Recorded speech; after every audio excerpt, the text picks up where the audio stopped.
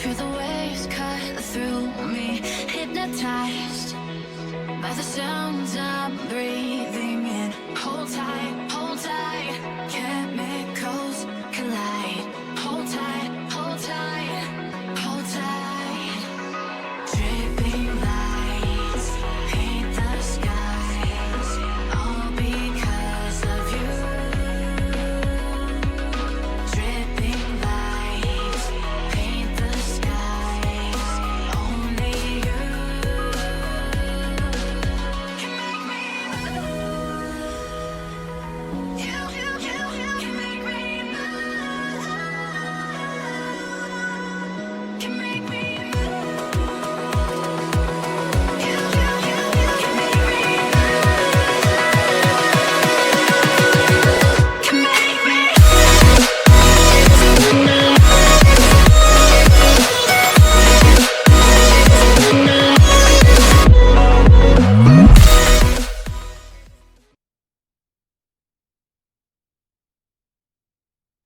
Hey now, welcome to the fucking what's my name again? Welcome to the Jeff Hagy show on a Friday night, man. I'm glad you all are here to join me and the cohorts, the fucking jabroni crew, the fucking Goonie squad. You know how we do. Got the usual suspects as always. Got motherfucking Tindiil. What up, man? What up? What up? What up? I've been fucking hosing, popping pillies, man. I feel just like a rock star. I'm doing good. And Street Sweeper T. What's up, man? Not too much. Kind of hard to follow Tindiil's little thing he had going on there, but I'm having a good time. I hope you guys. I stole that from Post Malone. Don't give me One question, T. Rumor on the street is they bought you a new broom this week. I don't know where the fuck you heard that shit from. That's I heard it on tweeters, man. I heard it on tweeters. I've got a worn out nub of a stick that I'm using now. All right, fuck it. Well, anyway, what's good, guys? What's going on, man? What's up with y'all? Fucking chilling, dude. Like, you know, it's Halloween weekend. I'm getting fucking pissy, shitty right here, man. Me Fuck. too. Just sitting here and stuff. Well, let me update the masses and shit. So, a little something I want to talk about real quick. So, I was looking over some shit this week, and this big fat welfare fuck, Papa Grizz, was talking shit on Isaac, right? You all know who Isaac is. He was on the show before.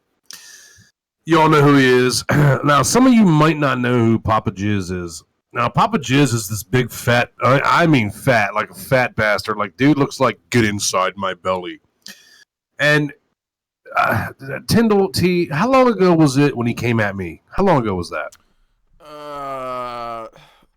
Well, a year? Well, Just about a year has ago, it been that long? Because it was after Triggered, right? So it was after T came in, so it would have been like... Nah, it was before that. But you remember, like, I'm like, why the fuck is this fat fucking welfare sperm whale coming at me? So I addressed it, and what did he do? He apologized right away, and he's like, yo, I'm sorry, Hagy, I'm sorry. Like, he got all his information from fucking Hubbard. The ultimate news source. Man. Yeah, and I made a video titled "Greasy Sperm Whale Tries to Roast Me." So then he was like, very apologetic and shit. And so we had him on the show, and we found out he's a big time GoFundMe scammer because he's too fucking fat, he's too welfaric, he's too fucking lazy to get off his fat ass and get a job. Like, now if you watch his videos, the fat bastard sits in a fucking chair all day. Like, and when he wants something, when he wants his cigarettes, when he wants a drink, he yells to one of his fucked up family members. And they all look inbred to me, but that's neither here nor there. But he'll be like, get me a drink. And they bring him a drink. Or he'll be like, get me my welfare check. And they'll bring him his welfare check. And I'm like, dude, why are you making videos talking shit about me, motherfucker? You don't even know me, bitch. And he's like, yeah, I apologize. I'm sorry. I got my information from Hubbard. And I'm like, where's your fucking problem, you dumb welfare fuck? Well, then he comes at Isaac now the other day. He's just attacking the fuck out of Isaac. I don't even know why. Like, I do know why. It's for attention. The guy's channel is straight shit. He can't get any fucking views. He's botting. He's got Shrek botting for him. The guy can't get any fucking views. Yeah, let me make a quick point, real quick. Not sorry to interrupt, but you guys tell me how somebody loses their channel and then is now at 1,200 subscribers with that shitty ass content. Tell me that. Let me tell you what this guy's day consists of. All right, I'm gonna run you through a typical Papa Grizz day. 9, 10, 11 o'clock in the morning, roll out of bed. And when I say roll out of bed, I mean roll the fuck out of bed. Maybe if they have a crane handy, they can lift his fat ass out of bed. The guy is fucking huge. Like, he got nerve to call Isaac fat. Isaac's a big motherfucker, but this motherfucker, dude, this guy is not big. This guy is Jurassic, all right? Let me tell you something. Papa Grizz is probably, and no shit, I'm not bullshitting, I'm not exaggerating.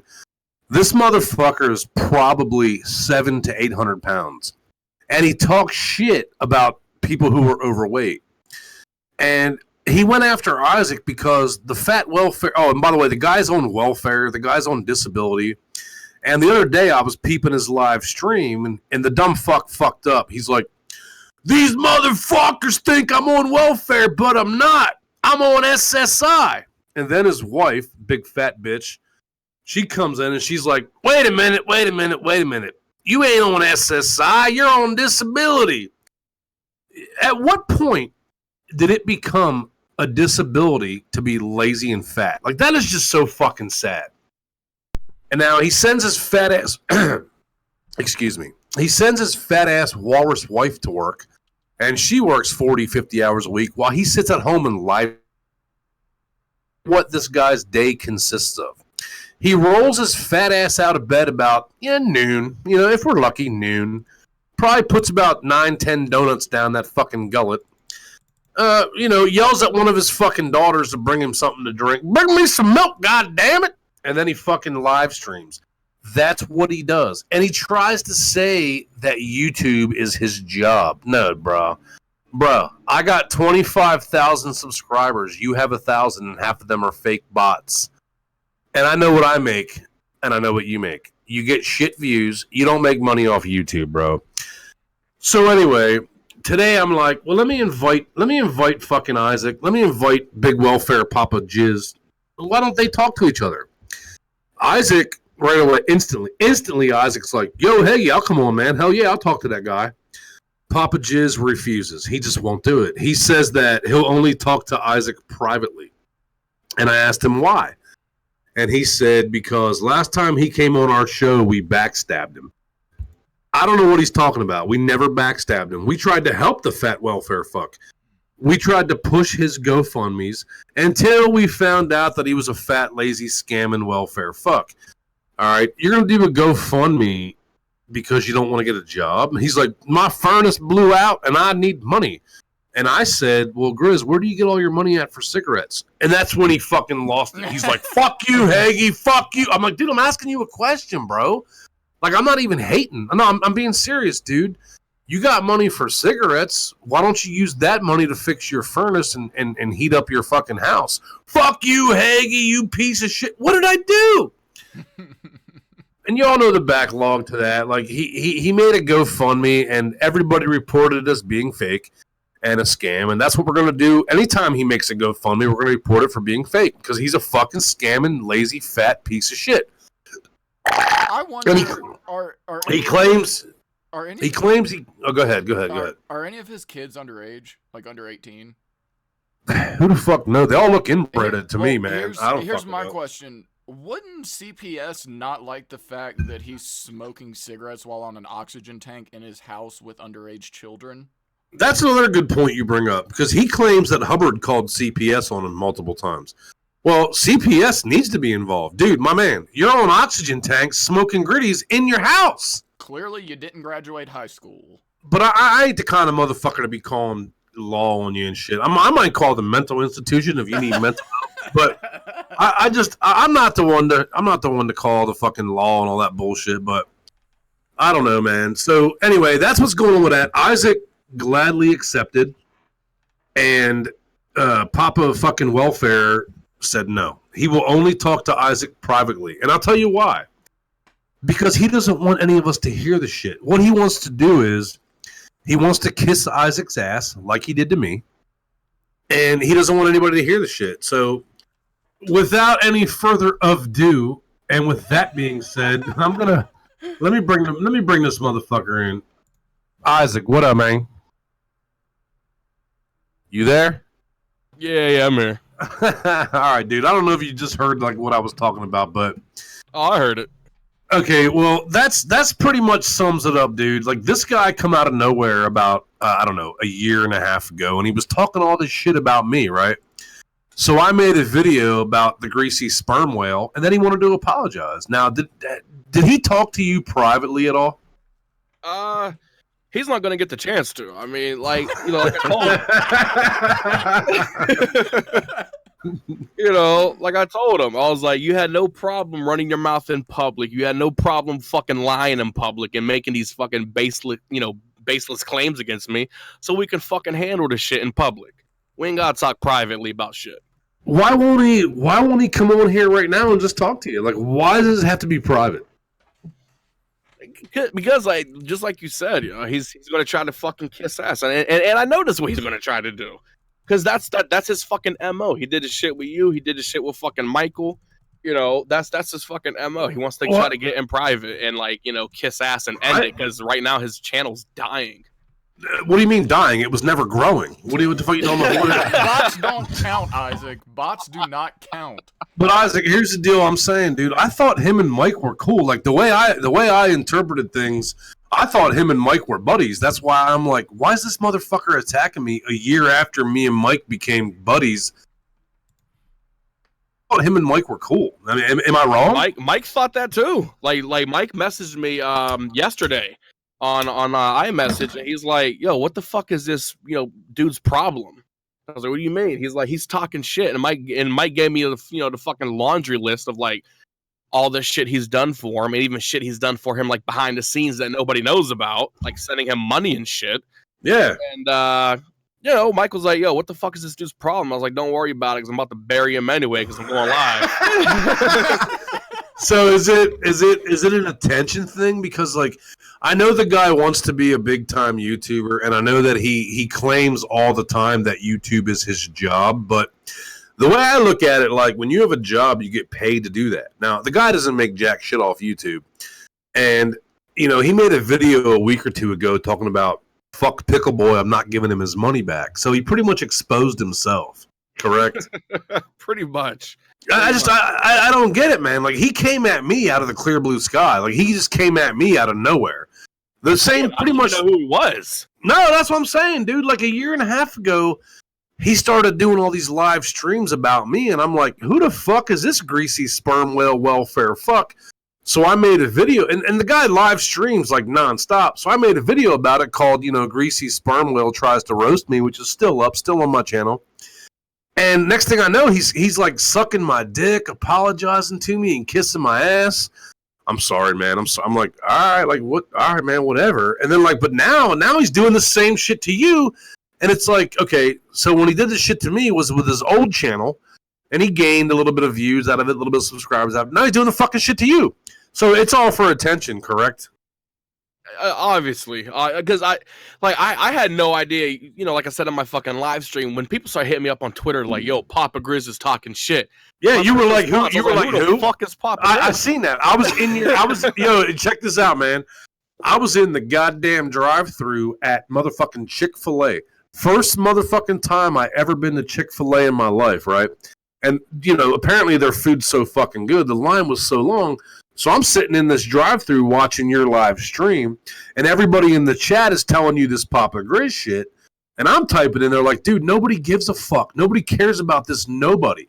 And I'm just laughing my balls off because you're just going off like not even fucking paying attention. And they ask my order, I'm just like laughing. They're like, sir, they thought I was all stoned up or whatever, but that's what he does. He pulls an Edward Hubbard. He tries to go after people and get attention. And, you know, you gave it to him, and it's 100% hate, but I think that's what he wanted. Like, there's people who are so sick-minded, they just want attention. I don't give a fuck if it's negative. They just want attention. It's weird, man. So, I don't know. It's weird as fuck. I don't get it. Yeah, the whole, I mean, his whole family seems fucking off. Like, this dude did a 3-hour live stream this morning and named it Dr. Phil reaction. Like, Yeah. who the fuck searches YouTube for Dr. Phil reactions? Like, this dude's a fucking idiot. Like, no wonder his channel sucks. He's doing Dr. Phil reactions. At 9 a.m. without fucking showing the video of Dr. Phil. Like, it's like he doesn't even put, like, he's like, I'm going to react to Dr. Phil, but you're just going to watch my ass sitting, I'm going to be on a fucking couch smoking a gritty with fucking oxygen tanks, fucking letting my daughter fucking, dude, she put me in timeout. You saw it, Isaac. You saw it because you were like, what's up? And then, bam, Tindiil's in timeout. I don't like talking shit about people's family. Like, here's the deal. Like, if I have a problem with you, I'm going to talk about you. I'm going to bring your family into it. But he brings his family into it. Like, his daughter, what's her name? Goofy fucking bitch, whatever the fuck. She has come at me, and I'm like, look, you fucking retard bitch. You don't want to do that. And she backed off. Like, the thing that gets me about his live streams is he lets his fucking insane kids run around in the background just acting like fucking goofballs. You know what I mean? And I don't get it, man. Fuck, man. I'm just so lost with this, where this fucking guy's going. Like, I don't know why you would want to have a channel that 95% of your viewership is hate. I don't get that. Yeah. And I said, like, I went into his chat today around 12:30, and I was like, hey, man, why don't you come on and talk to Isaac tonight? And he blew up. He blew the fuck up. And then somebody called me a welfare bum or some shit, and I'm like, yeah, I'm on welfare, whatever. Hey, Grizz, come on my show tonight and talk to Isaac. And he fucking snapped. He's like, I told that motherfucker the only motherfucking time I'll talk to is in private. And now, the guy is, like I said earlier, Isaac, the guy is between 600 and 800 pounds. And he has nerve to call people fat. It's like, dude, what does he have? Some circus fucking funhouse mirrors? Now, his wife is just as nasty and as big, so maybe she's telling him that he looks like Hulk Hogan. I don't know. I don't know. But when I see this guy calling people fat, I trip, because the guy owns one shirt, and it's a 10 times X from Walmart. That's the only shirt that he fucking owns. And he talks all this shit about how he mows his grass. But then the next day he says, I can walk, motherfuckers. I walk from my bedroom to the couch. Stop fucking bragging about walking, motherfucker. Don't brag about walking from your bedroom to the couch. That's not something to be proud about. Hey, if that's the only accomplishment he can get during the day, I mean... Fuck it, might as well let him have it.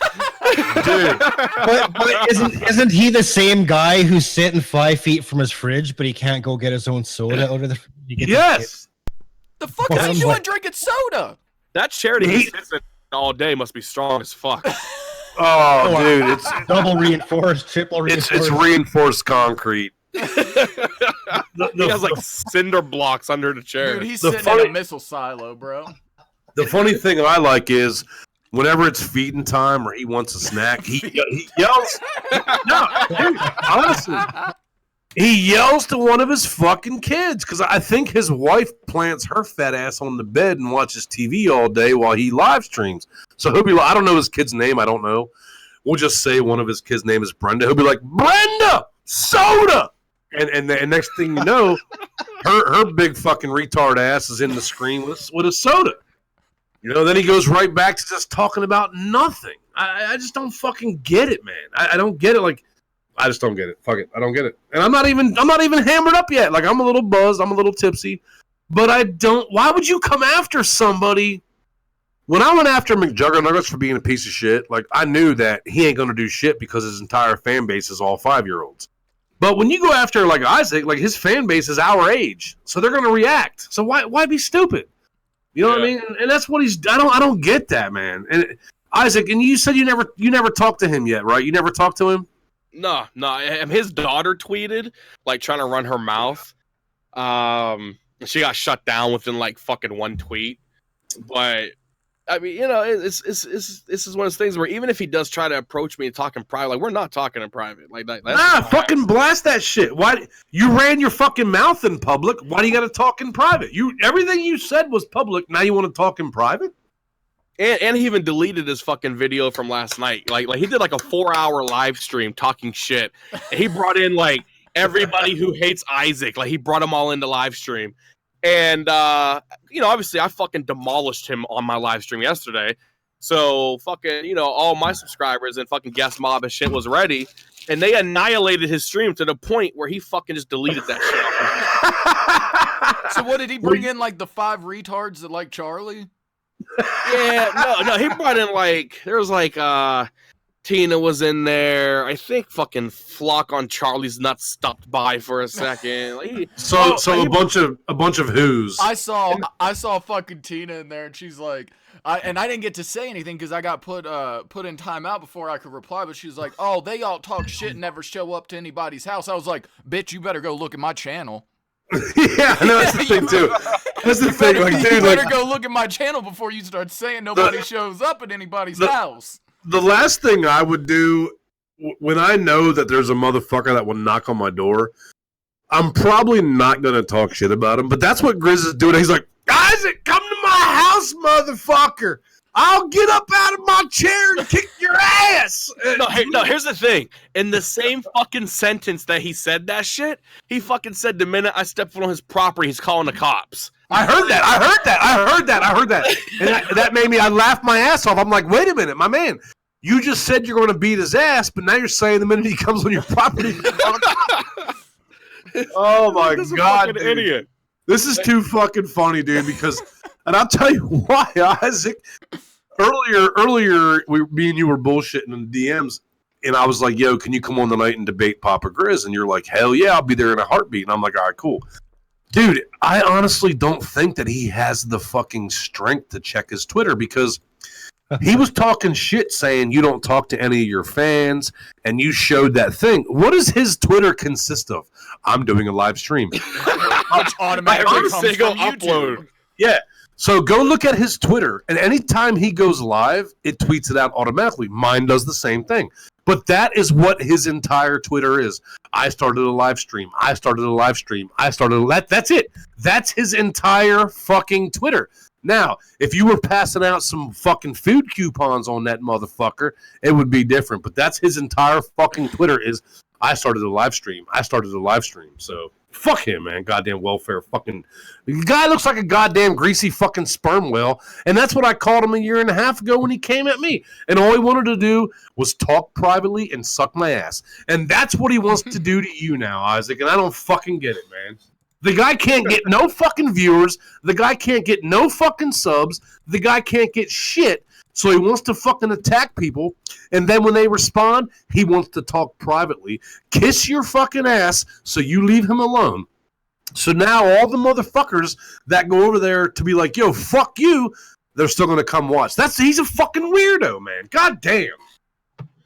You know what I think it is with him is I think he kind of, I think he wants to be like an angry grandpa type of thing. He wants to stir the shit up, get someone, then he'll talk to them privately and be like, hey, let's do this whole fake thing. I want to be some angry guy on the internet. Maybe this will get views. So that's why he's going after people with more subs, because he's hoping they get their fan base in on his fake drama, because he goes nowhere. Look at his views. He gets like 100, 120 views, and he's got like 1,200 subs. Like yesterday was the funniest shit. He hit 50 watchers, and he was ecstatic. And then he had his big fat daughters. I shouldn't say that. I'm gonna take that back. I don't want to. Don't laugh at that, guys. I take that back. I shouldn't talk. I don't want to talk about nobody. Still funny. I don't give a fuck. Nah, because the problem is him. Well, I don't know. His daughter's a fucked up dumb bitch too. But the problem is him. If my dad was like that, I would beat his fucking ass. I would too. I'd be embarrassed. I'd be embarrassed like a motherfucker. She could try, but the shit wouldn't hurt. Like, why would you broadcast that? And the thing is, like, T was saying he wants to be like AGP, and I love Grandpa to death. But, dude, Grandpa is way older than him, in worse health, and can still actually, like, get up and do something. And plus, he's funny. Exactly. Though. That's the big people actually difference. like him. The thing with Grizz, nobody likes this guy. No, nobody does. And then he has his fucking daughter in the background. Hey, Dad, we hit 50 viewers. Like 50. Who gives a fuck? Like you were ecstatic. no. You know what I mean? What the fuck? Two nights ago when he live streamed, he literally had like a little over 100 viewers, right? Yeah, that's what I'm talking about. That was the first time ever, Ozzy. That's the first, and that's because of you. You motherfucker. That's because of you. Now, he had 100 watchers for the first time in his life, and he had 97 dislikes. So good. What the fuck? And that's the honest to God truth. Like, you're proud of that? Why are you fucking proud of that? Like, goddamn. Yo, I got 100 friends, and 99 of them hate me. Oh, yeah, boy. Like, what the fuck are you? This is why I get whiskey freakouts and I get all fucked up and get so mad, because I don't understand this retardation of YouTubers today. I got 25,000 subscribers. If 24,997 of them hated my fucking guts and all they did was talk shit about me whenever I try to do a video, I would just be like, man, fuck this. Well, we call that Marley. That's what I'm saying. But these retards, they keep going, and it's like, why? Oh, fuck. Yeah, dude's a fucking idiot. Like he got so pissed off too, because when he did that live stream, I commented on that on my live stream. I think it was like near the end. Yeah, but I saw it, Ozzy. It got blocked. It got deleted instantly. Yeah, no, it was like a comment I made on my live stream when like I annihilated him. I was like, speaking of, I was like, all these fucking views you've been getting. I was like, in that live stream that you had over 100. I was like, well, you're welcome, bitch. I was like, now you can go back to 20 fucking views. I saw when you the last live stream that I watched was today at 12:30, and I'm like, why am I even doing this? And I only did it because I was trying to get information for the debate tonight, which happened, but he pussied out. And Isaac, as soon as you commented, it said instantly it said message deleted. Instantly. It was instant. And I was just like, God damn. You know, you run your fucking mouth about Isaac, so Isaac comes to your channel and says, hey, what's up? And you block him. What the fuck? That's some Hubbard shit. He does the same shit to me. That goddamn Hagy's a piece of shit. Oh, Hagy's here? Block him. Well, let me fucking defend myself, man. Oh, fuck, man. God damn. Not even only that, but the dude was like getting mad at me because people were sending me super chats. Like, the dude was getting pissed off. But then when I went to his stream today, fucking people were sending him super chats. Well, like I think Tina sent like $10, and that shit's probably gonna get rejected by her bank anyway.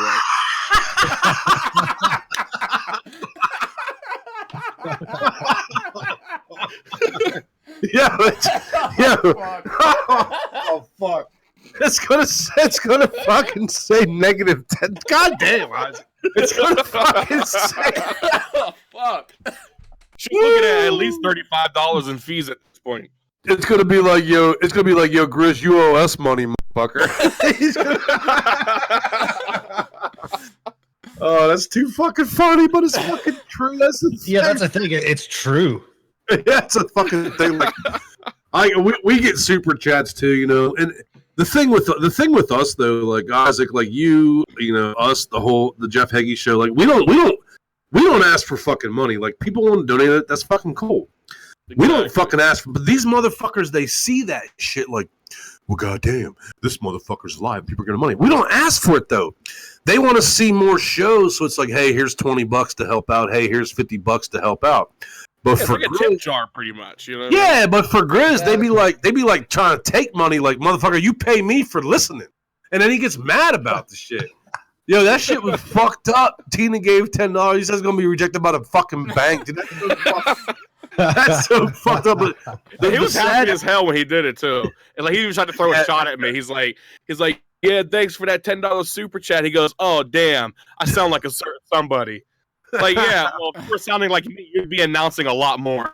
Well, you got to remember though, that was the first coin that he has made on YouTube. Though you got to remember that.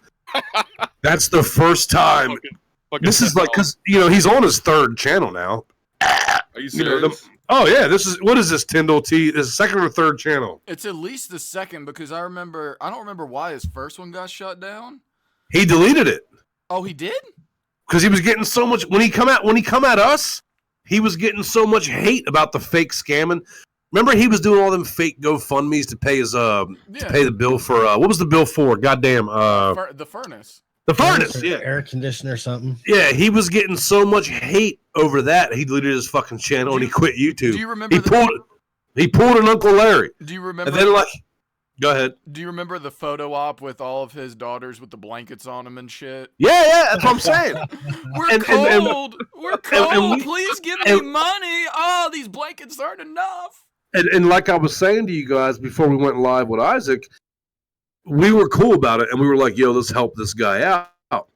And then I asked him, and I said to Papa Grizz, I was like, "Well, hey man, you got money for cigarettes, but you don't have money to pay your fucking heating bill." And that's when he blew up. He's like, "Fuck you, Hagy, you piece of shit."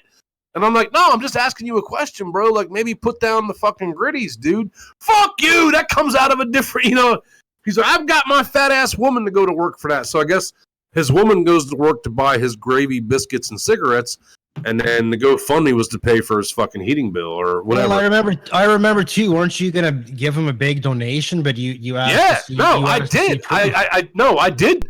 Well, I remember that you wanted to see a okay. receipt, and he got pissed. Here's- I remember him flipping out. Here's the deal, and I'm gonna tell you guys exactly what happened. Okay, he said, and I quote, "I owe $2,100 to get my furnace fixed," and this is exactly what happened, Isaac. This is exactly what happened. I said, "Hey Grizz, if you show me a bill, I'll pay it right now, live on the air. I'll pay it right now," and he wouldn't do it. And he's like, "I only have an estimate." And I said, "Show me the estimate right now. Show me the estimate how much it costs to get your furnace fixed because you got kids in the house. I feel bad. Show me the estimate right now and I will pay the bill. I will pay it right now." And he would not do it. And then everybody was in the comments saying like, "Dude, Hagy's going to pay your bill to get your shit." And he would not fucking do it. And they were like, "Dude, he's going to pay for the shit. Just show him the fucking bill." Isaac, I swear on my life, as sure as I talk to you right now, he just would not do it. And that's when he DM'd me on Twitter and he's like, "Why are you doing this?" And I'm like, "What do you mean? What am I doing, dude? Show me the fucking bill that you owe, UGI $2,000. Show me that and I'll pay it." Because it was a fucking scam. It was right before Christmas. He smoked and ate all his money and he wanted money for Christmas presents. The furnace was never fucking broken. That was all fucking bullshit. I offered to, and I know you guys remember this shit. I told him, "Show me the motherfucking bill right now and I'll pay it." Why won't you do it? Why won't you do it? Real quick, I just brought up something. I just brought up the average cost of a furnace and furnace repair. A brand new furnace, like if his furnace had to be completely replaced, which is usually never the fucking situation, you're looking at $2,000. So he's telling you that his repair bill was $2,000. He said 20. He said 25. Dude, you could buy a new furnace for less than that. Dude, all I wanted to see was a fucking bill, and he wouldn't do it. And he's like, "Well, all I have is an estimate." And I said, "Show me that," and he wouldn't even do that. So if you call somebody to come fix your furnace, they're going to say, "All right, well, I can do it for $3,100." Then you call some other guy, "I can do it for $2,950." Why couldn't he even show me an estimate? And that's when me and him parted ways because he got all jacked off about that. And I'm like, "Dude, just show me the bill and I'll pay it." "Why do you got to do this live on the air?" "Because I'm trying to help you out." But he wouldn't do it. So fuck him. Like Chi-Town Guido 23 just said, "I had a furnace replaced in an 1,800 square foot home for $2,800. That's including labor." Well, anyway, I'm going to go fill up my drink, man. Y'all just keep talking to Isaac because the shit's funny to me, dude. Like, how you going to call, I don't even know, man. I'll be right back. But yeah, Isaac, what do you have to say, man? Like, I mean, I don't know how much left there is to say about him, but I want to hear it. I want to hear whatever you got to say, well, man. I got a question quick. I always hear this rumor that Michael bought him an $800 camera. Is that true, or is that just something somebody made up? That's true. Michael actually Michael bought him a camera. He was talking about quitting YouTube one time, and Michael literally hit him up in private and actually talked him out of fucking quitting YouTube, which Michael should have just let him fucking quit at this point. but he talked him out of fucking quitting YouTube. Like that's just the type of person Michael fucking is. And he even shared his daughter's fucking YouTube channel on his Twitter account. You know, his daughter was sad because she wasn't getting any fucking views and shit, and she still doesn't. But you know, Michael went out of his way to fucking like share her YouTube channel and send some people over to her YouTube. And then this dumb fuck just turns around and starts going at Michael for no reason. And like he sat here today on his live stream. He's like, me and Michael don't have any problems. I asked Michael if it's okay for me to do these videos on him. He gave me full permission. It's like, why the fuck would Michael be like, yeah, go ahead, talk shit on me. Yeah, go ahead. Do videos talking shit on me. You have my full permission. Like, it makes no fucking sense. Dude's Yeah, he's desperate for attention. He'll use anybody he can for attention. Well, That's all he follow-up does. question. How did Mike and Grizz even meet each other? I honestly have no idea. Like me and Michael's conversation didn't even get to that point because I'm, you know, I mean, you know, he's a fucking nobody as it is. Michael just hit me up because Michael seen I was going live, and I guess Michael looked into it just like real quick to see what was going on between me and him. And Michael sees all these fucking videos about him, and he hits me up. He's like, "Yo, what's this dude's fucking problem?" And I'm like, "I don't know." I was like, "It doesn't matter anyway because I'm about to go live and fucking destroy him." And Michael gave me the rundown. He's like, here's some shit you can fucking mention while you're live, you know. And he gave me the rundown of all the shit he did for him. And I was like, are you fucking kidding me? And he's talking shit on you? I was like, all right. I was like, well, when I go live, I was like, I promise you, I'm going to annihilate this fat fuck. And I call him fat fuck because I know I'm fucking big, but he's fucking two of me. Like people, you know, haters would call me Jabba the Hutt, but this dude actually fucking looks like Jabba the Hutt. Like he literally physically really fucking looks like him. I mean, even in the face, dude. And I mean, he acts like Jabba the Hutt. Like, how's Jabba the Hutt? He's like, oh, you get me a soda. You know what I mean? Even fucking sounds like him, dude. Like, and the thing that bothers me the most, man, and it's the fucking smoking with the oxygen. Like, how fucking stupid do you have to be? Like, what level of stupidity? Like, did he not graduate high school? Did he not take chemistry? Does he not understand how the fucking physics of this universe work? Well, here's a thought though. You know, he's so full of shit and desperate for attention. What if that's not even hooked up to an oxygen tank or it's an empty tank? He's just doing that to make people feel sorry for him. Ooh. That's an interesting theory. There's something to think about there. Let's put on our Tindiil foil hats here.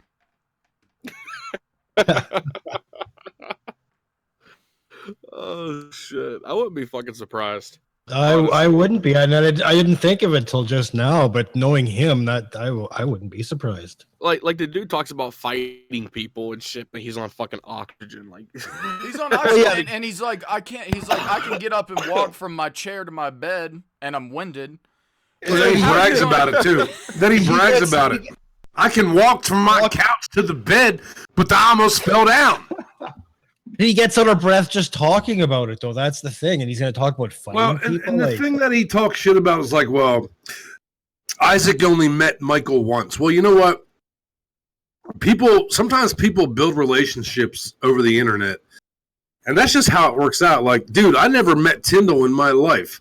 But I'm like, yo, my man, we've been cool as fuck for a couple of years. I'm like, dude, I'm going to the fucking beach. You want to go? And he's like, what? And I'm like, let's do it. And it was like we'd known each other for 500 years. You don't need to, like, you know what I mean? I don't know how to explain this. Like, you know somebody, you know them. I felt like when I met Tindiil for the first fucking time, I felt like I knew the motherfucker for 30 years. That's just how I felt. Yeah, dude. No, But I remember when I rolled up because I was like, I'm gonna be there at 8:34, and I was outside waiting for you drinking a Corona, and I rolled up at 8:34, and I was standing outside. Yeah, but Grizz is like, that Isaac don't even know Michael. Obviously, the motherfucker does. Just because they only met in real life like one time, don't mean shit. Like, you can talk to somebody on the internet for fucking 20 years and be the closest of friends. Like, I don't understand your argument. Your argument is invalid, you fat welfare, oxygen, retard fan. Now I'm getting fucking pissed. Nah, the whiskey's coming out. Dude, they're Well, gonna, see what that is. That's the age gap there because he's like, well, how old's Papa Grizz? He's like 65, something like that, isn't he? Like he doesn't understand online he ain't friendship. no I think that's the problem. 65. Hell no, dude. That dude's in his 50s. Are you sure? Fuck, that guy looks old as fuck. No, he claims he's 60. I think he's talking about his waist size, but he says he's 62. And now the other day he was talking about how Isaac's on welfare, on SSI, and all this shit. Now I watched his stream the other day, and there was a bunch of people in his comments talking about get off welfare, get a fucking job, go be a Walmart greeter, and he got fucking pissed. He's like, you motherfuckers, I'm not on welfare. Well, his big fat wife interrupted and kind of, shamooed him out of the way. And she was like, we're not on welfare. We were on SSI. And Grizz got pissed at her for fucking saying that. And then he was like, well, we're already live now. We're live now. And he's like, but I've been paying into it for so many years. Motherfucker, you goddamn. See, the whole reason though that he won't be a greeter at Walmart, because they'll let him sit down. They'll let you sit down, dude. Like that's what that job is for. Is like disabled people, elderly people, shit like that. But they won't let him chain smoke at the front door. That's the problem. And he spits when he talks. Yeah. Now, did you ever see? Somebody put a clip of it up where he got really pissed off and he took his false teeth out. It was the funniest shit ever, dude. Like, he got so mad, he pulls his teeth out and just starts yelling. And it was that was a long time ago, wasn't that? I think I remember that. I think it was a really long time ago, but I just happened to think about it because it was funny as fuck. He got so mad, he's like, I'm taking my teeth out for this one. He probably does that every time he wants money for a pack of cigarettes. That's how he gets the cigarettes.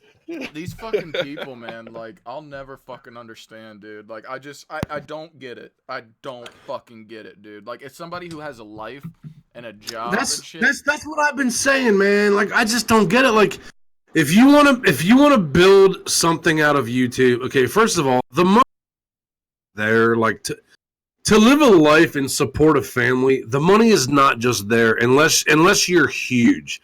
If you have 3-4 million subscribers and you get like 3-4 million views a month, yeah, the money is there. But when you're small time, like all of us, and I don't even want to include Papa Grizz in that because he's not small time like all of us. He's just the motherfucker gets what 800 views a month. That's dude. No, honestly, that's like that's 85 cents. And people comment like, "Get a job, you fat fuck." And he's like, "YouTube is my job." No, it's not, man. It's this fucking hobby at this point, Dude, that's what I'm saying. It's gonna take him a year to get paid by AdSense. Fuck, I wanted to ask Isaac something, and I can't goddamn remember what the fuck it was. Jesus Christ. Fucking sauce, man. Nah, you motherfuckers you get me so fucking pissed off with this dumb shit. Fuck! I don't remember what the fuck. Goddamn. It was important fucking shit too, and I don't remember what the fuck it was. You'll remember it. If you stop, like, concentrating so hard, they'll come back. I'm not concentrating. It had nothing to do with the show. It was nothing to do with him even coming on here. It was something else, and I can't remember what the fuck it was, man. Oh, I remember tomorrow. I'll just DM. Fuck it. But anyway, Isaac, man, I don't know what the fuck. Man, you got anything else to say, man? Because I got other things I got to talk about. And I don't want you to sit here, stand up, lay down, listen to the bullshit. But, dude, I love you, man. And I appreciate you coming on the motherfucking show. So if you got anything else to say, man? I mean, there's nothing else to say about that fat piece of shit. I mean, if you got something to say, say it. Well, I'll actually mention another piece of shit. Oh, Christ. Yeah, let's do it. Let's get it, baby. Let's get it. Woo! All right, which one? Dude, let him do it. Let him do it. Get him, Isaac. Get him. Go ahead. Right. So, pretty much, flock on Charlie's nuts, right? Oh, Christ. She had the wolf pack, right? She had Go ahead. It was her, J&D plus 3 mugshots, and then 2 other chicks, Hannah and Bridget. Well, her wolf pack fell apart, right? And Hannah and Bridget joined up with Gas Mob, right? There was actually another member from her little wolf pack that joined Miranda too. She joined way before though. So they've been sending me some shit. And then because they started sending me some shit, other people who were friends with her felt comfortable to start sending me some shit. And then people from Charlie's side started sending me some shit. And then the chick that Charlie was supposed to go stay with in Florida, who was supposed to be his ride or die, she's sending me some shit. So I got all this information. And all I can say is when I do this video, it's going to be a fucking nuclear bomb. When's the video coming? Hopefully this weekend. And what I will say is Charlie and Nikki or Brianna, or whatever you want to call her, slut, they've been fucking since like June. And this is while Charlie was still living at Michael's, before any of this shit popped off, before he hit Bridget. They knew each other since fucking June. They were fucking since June. And it was actually Brianna that was his fucking hookup for the drugs that made him go fucking crazy. Christ. Why the fuck? All right. Oh, goddamn. What? Yeah. Oh, fuck. I don't even. You know what, man? I don't even and have her a husband fucking left comment. her. Yeah, and her husband. Oh, did she finally fucking split? Like, here's the deal, man. I'm married, and I find out my wife is fucking a crackhead. There's no fixing that. There's no fixing that. Like, I'm done. See ya.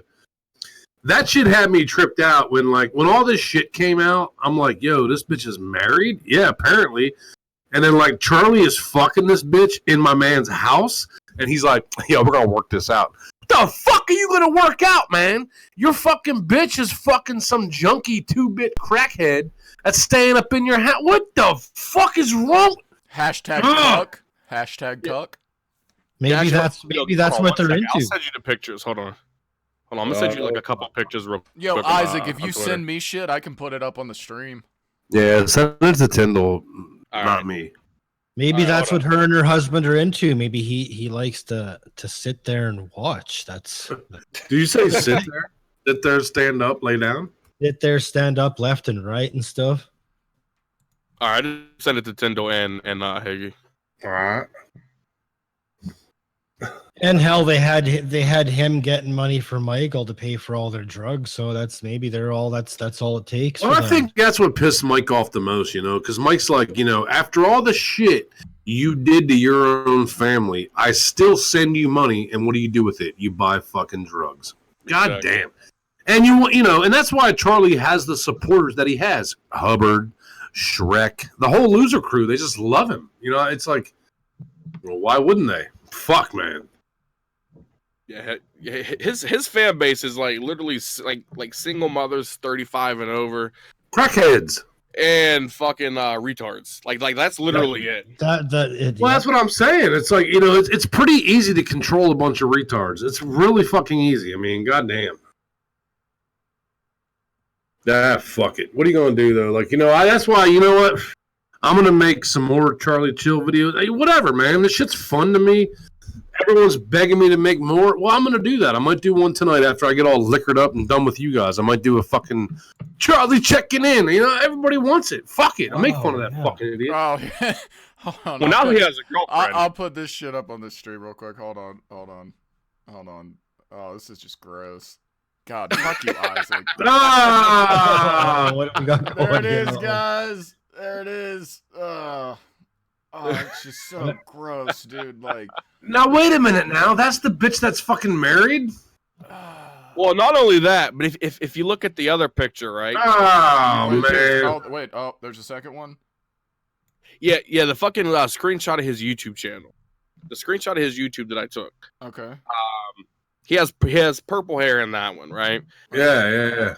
And his hair was purple in fucking June because when shit popped off, his hair was fucking red because he dyed it from the fucking purple to the red.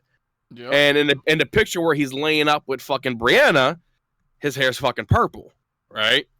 So Yeah. that would mean that they were fucking and in bed with each other well before fucking rehab and any of that shit popped off with him, Michael, and Bridget. Oh shit. Oh, god damn. How you gonna be happy? Like, God, man, Isaac, man, you just fucking ruined my goddamn night, man. You know what? I didn't even eat dinner yet, and Isaac, you fucking ruined it, man. I'm It's not just- eating for the next week. Dude, I mean, I'm serious, man. Like, dude, like, what I don't get, man, is she's so gross. If you catch, like, because I watched, I think it was, like, when all that shit was going down, like, I watched some video she made where she was, like, exposing him or whatever, and it's her without makeup, and you can see she's got, like, the pancake titties and shit. Like, hot dog. No, I call those hot dog titties.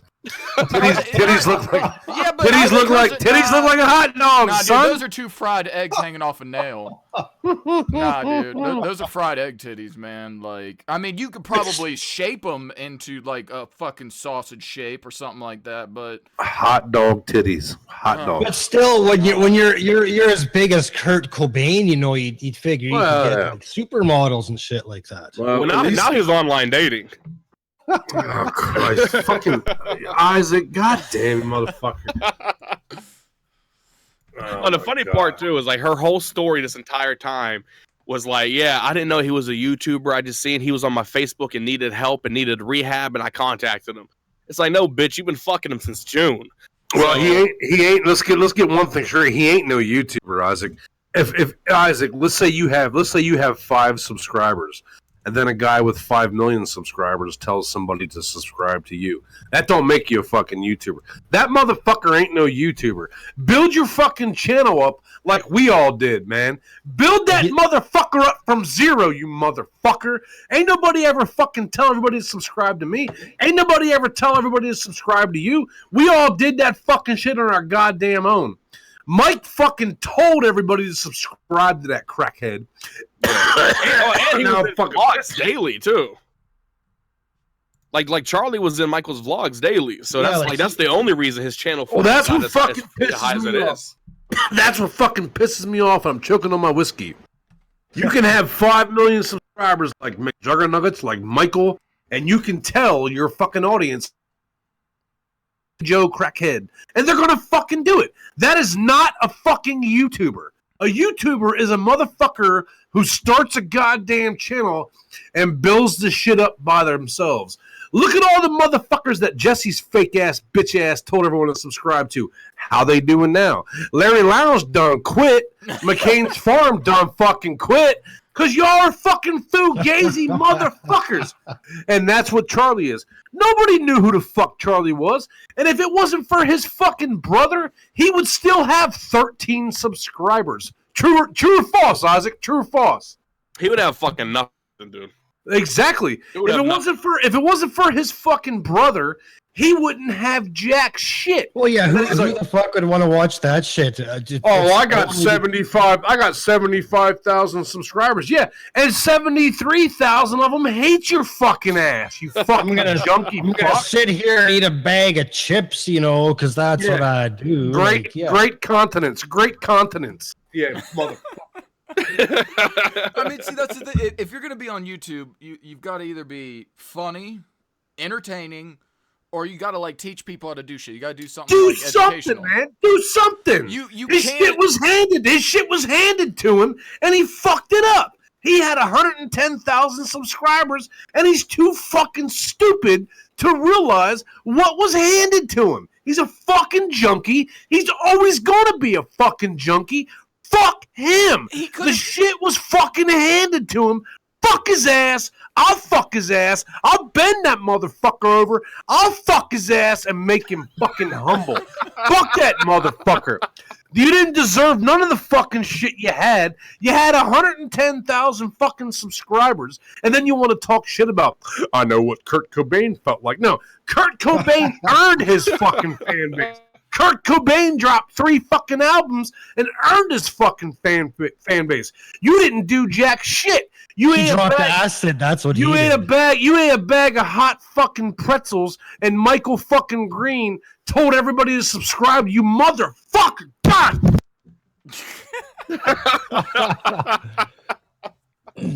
Oh, this is every day. This is every Friday, Isaac. Every Friday. No, honestly though, like when this shit comes out, I mean, you know, he's trying to fucking like he dude is such a manipulator, man. Like now he got this online girlfriend, a fucking gamer girl chick, Haley. he's like online dating her, and she lives in the fucking UK. It's like how horrible of a fucking person do you have to be when like your girlfriend is in the fucking other country? Dude, oh, is it one of those fucking bitches that was raising money for him on some shitty live Yes, stream with 3 people? it's the bitch that's yes. Oh It's shit, I the didn't bitch know that. started the whole thing. Oh my god, how? Okay, dude, I cannot. You know, I cannot for the life of me understand why anyone can fucking support him at this point. Look, I get that sometimes people fuck up and, you know, maybe they need a second chance and shit. But like I did in my Charlie video when I made fun of the motherfucker, I was like, Mike won't give me a 9 millionth chance. That's the number he's on as far as I can count. Well, not only that too, but this girl that he's dating, the Haley, aka Gamer Girl, in her country, there's like a thing like called like kid support for single mothers, right? Where they give you money to take care of your fucking kids, you know, diapers, food, baby food, shit like that. She's been taking the money that's supposed to go to her fucking kids, and she's been wiring the money to Charlie to pay for everything for the last fucking 2 months. Why? And he's been okay with that. But why So would this- she do that? Because she's a fucking idiot. I mean, goddamn, dude. Like, how many retarded people are on this fucking planet? Yeah, it's like like the worst part about it is, like, dude, how are you okay with taking money from her? And now she's like facing evictions and shit. She had issues with fucking like child Holy services fuck. because her kids are looking, you know, dirty and shit, and they're not being fed, and people are noticing. So now she got all these issues. So now the plan now is that she's moving to the United States, and Charlie's going to take care of her, even though he's fucking homeless and can't take care of himself. And dude, well, okay, answer me this, Isaac. Video, he'll be like, yeah, I'm balling, man. I make fucking tons of money on YouTube. Fuck the haters. The next video, he's like, so I got to decide if I want to go to fucking Disney World or eat. Like that's literally what he said. It is like Jesus. 2 blogs ago.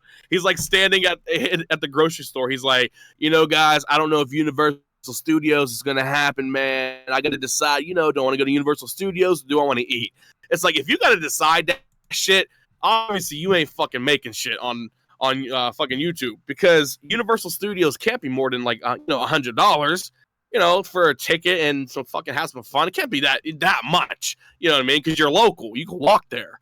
Yeah, I mean, and the thing, it's like, and I saw like, you know, like bits and pieces of his videos. Like I'll click on it once in a while, like skim around, and I've never seen a grown ass man be so excited to go to Universal Studios. I went there when I was like 11, and yeah, the Jaws ride was fucking dope because I was 11.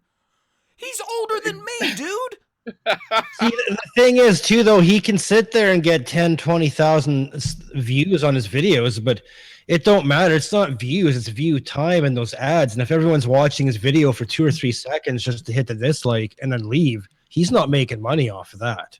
And that's what most of it. And that's what most of his views are. Exactly. He's not making shit. Like what pissed me off is that he's okay with taking money from that's supposed to go to fucking kids. You know what I mean? And like the bad part about it is he knows where it's coming from. He knows it's supposed to be going to the kids. But the story that he's telling this fucking Haley chick, whatever, you know, gamer girl, is like, hey, listen, you know, I need it now, but when you get here, I'm gonna take care of all y'all. It's like, how the fuck are you gonna take care of people when you're couch hopping?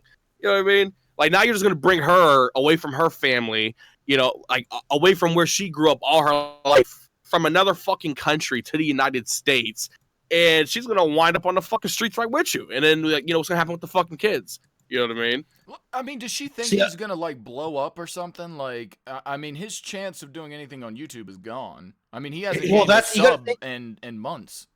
But I think of how full of shit he is, and if he's probably feeding these women lines, like he's probably telling them like this shit's all fake and it's staged, and his brother's gonna blow him up soon. Like he's probably telling them every bullshit lie he can think of. So and they're believing it because well he's Michael's brother. It must be true, and they're just not realizing that he's a piece of trash and everything he says is a lie. He's probably fucking telling her like one of these days, pretty soon, I'm gonna get back to 100,000 and be balling, and she believes it. Like she's probably actually believes this shit. Like, 100,000 ain't literally balling, loses. though, dude.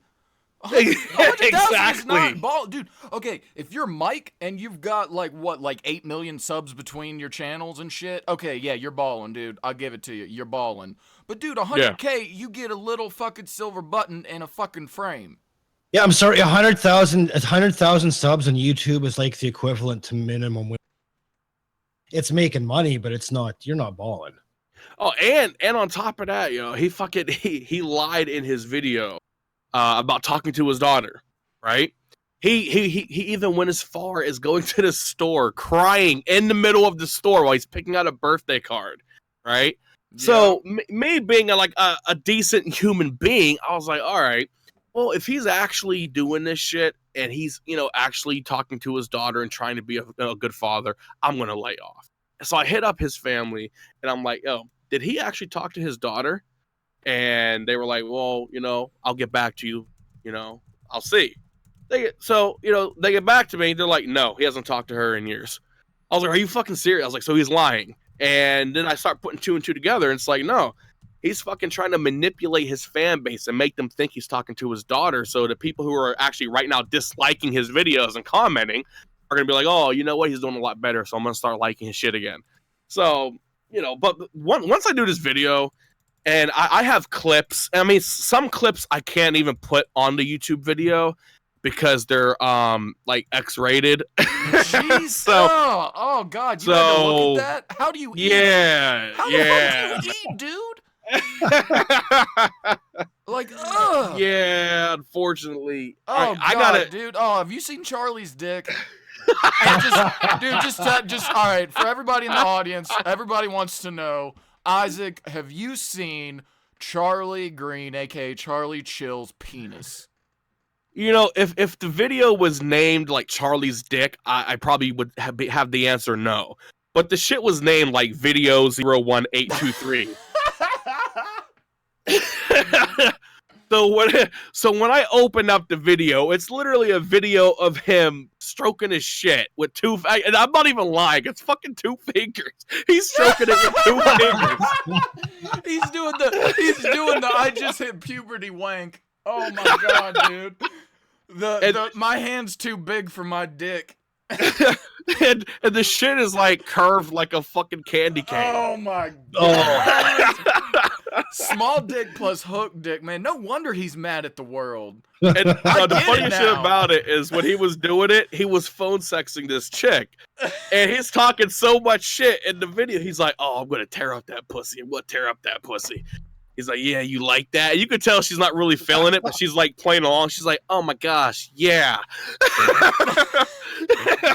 Like that's all you heard. Like that's all you heard. She's like, oh my gosh, yeah. Like it's not like she was more excited. Like she was excited to play a video game or something. She's like, oh my gosh, yeah. And he's just sitting there stroking away with 2 fingers. And I will say the one thing that Flock on Charlie's Nuts didn't lie about is yeah, his shit's fucking hilarious. And I just started, first off, I looked at the shit and I was kind of like, what the fuck? And then I was like, oh my gosh, this is real. Like, you could actually see him. He's like posing, like sticking his tongue out at the fucking camera. I'm like, oh my gosh. And my first thought was like, I might just upload this to YouTube and just be like, fuck it, give me the strike. Just give me the damn strike. I'll take the fucking strike. But the shit's fucking hilarious. The shit is fucking hilarious. You could technically get away with it because do you remember when Hagy and I were at the beach and he lost his mind and started uploading porn with Hagy's name in it? Yeah. Yeah, like, I mean, he got away with it. I'm sure he got his ass striked. But maybe I'll find somebody who's video editing to like blur out. I like can do that. The other inch. With proper blurring, I can do. There's hey, if you need editing, hit me up, dude. I got you. there is some really big opportunity for memes there. With some proper. Yeah, no, like the shit is fucking hilarious. Like he was talking, and then there's another clip where he's not beating off or nothing, but he's talking. He's phone sexing the chick, and I kid you not. And here's why I say it's gonna be so funny when I do this video. I kid you not. He's literally sitting here on the phone, telling the girl to lick his ass. He's like, "You want to lick that ass? Ugh. You want to fucking lick that ass?" So she's like, "Yeah, I want to lick it." He's like, "Yeah, I can feel it." And I'm sitting here like, Yeah, but he I'm does. sitting But there like, what the fuck? correct me if I'm wrong, but I thought I'm under the impression he doesn't even wipe his ass. Like that's just gross. What? No, the hell? I love that whole thing about how she said that he doesn't shower, and then now in every vlog he's like, "Go and take a shower, guys. Gonna go take a shower. Gonna go take a shower. Swear to God, to take a shower." I think he just sticks his head under the faucet and he's like, "Oh, took a shower. I'm good." I think that's what he does for the fucking vlog. He just gets in there for a little bit and then like gets out after the recording's done.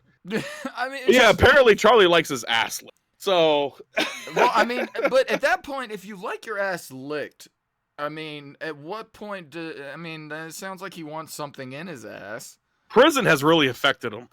Well, I mean, Like- is it true that like he got fucked in the ass in prison? Like, do we know? No, yeah, it is. He actually told his family that Tina was bringing it up, and people are like, "Yo, we all know Tina's a liar. Is it true?" And I was like, "I don't know." And I'm gonna say which family member. I'm gonna say Yeah. it's one that he raped. They hit me up. Oh yeah, I'm sure that nobody knows who that is, Isaac. I mean, it's one of two. It's one of two. And I got hit up, and she was like, "Yeah, he actually did get raped. He told the story. He got raped by 2 black guys in prison." Oh. So, now apparently this happened when he was like, I think 17. Oh my God. It explains a lot. I mean, it does explain some shit.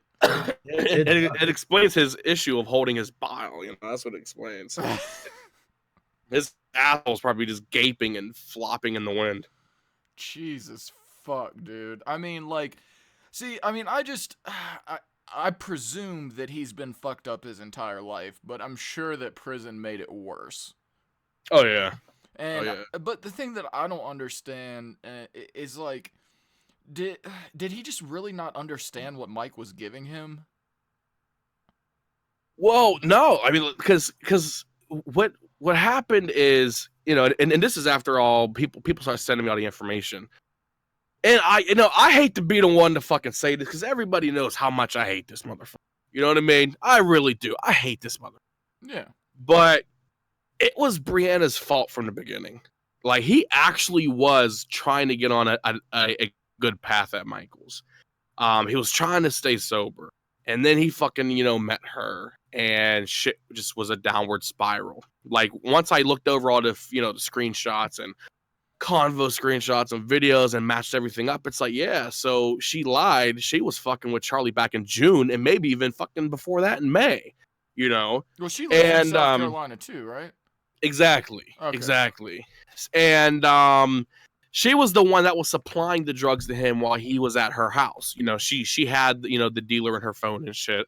That's why in the screenshot Well, she released, Do you know what stupidly, they were doing specifically? Coke and X. Oh, okay, that would make a lot of sense. Oh yeah, you can Yeah, tell. Coke and X. And so she was the one that was supplying the drugs at that point. So if I'm just using my head in the situation, they were fucking in June. She was probably supplying him shit in June.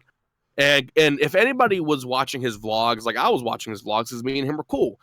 You can tell it was almost like vlog by vlog, he was going downhill. You know what I mean? He was getting more and more weird. Now that I think about it, you're right, dude. I now see that. Like it was more and more he was going until the last week. It was like, yo, something like I actually hit Mike up because I thought this was a fucking series. You know what I mean? I hit Mike up like, is Charlie trying to do some McJuggernuggets type shit? Like, what is he?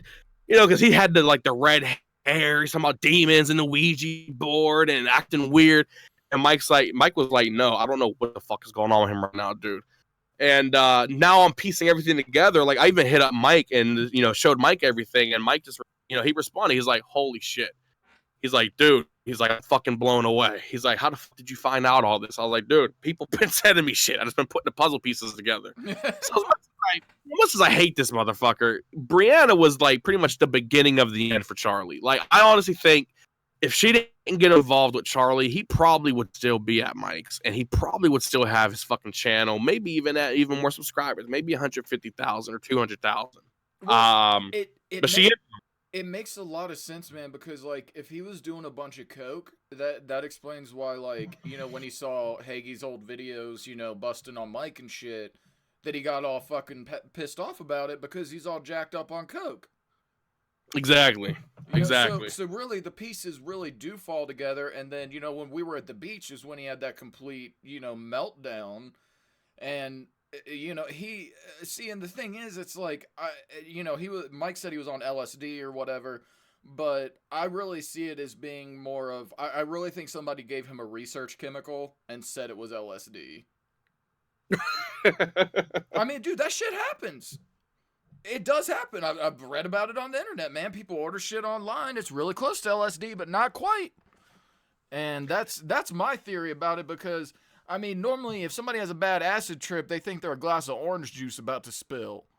You know, they don't be like, I'm gonna destroy this pool house, punch my brother's girlfriend in the face, and upload a bunch of porn. No, but that's typical for cokeheads though. Like he's in my life, he's got all the typical cokehead things going. He for should him. have Like, done that's what heroin, I think man. it He is. would have been way better off on heroin. I mean, dude, it's just the honest fucking truth, man. He needs to chill the fuck out. He needs a fucking Well, Xanax, dude. He should have stuck with the weed is what he should have done. Like I don't do drugs, but I smoke weed, you know, like, and that's what people got to stick to. That other hard shit that'll mess you up like big time, man. Yeah, honestly, like he really should have just fucking stuck with weed. He should have.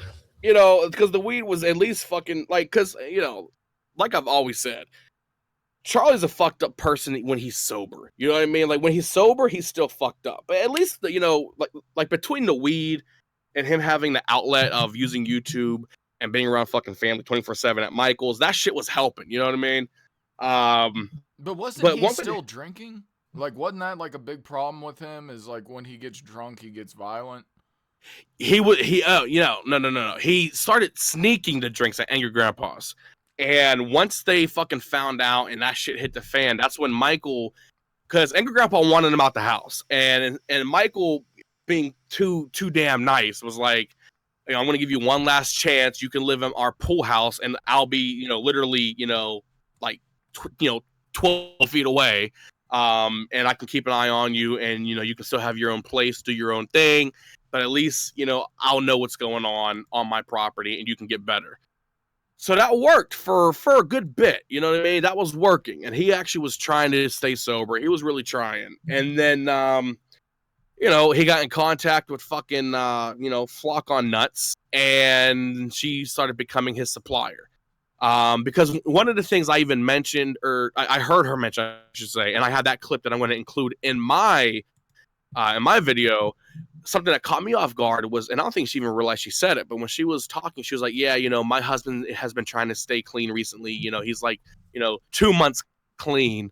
And I stopped for a second, like, wait a minute. If he's 2 months clean, then that means you guys were fucking doing drugs before Charlie was even in the house.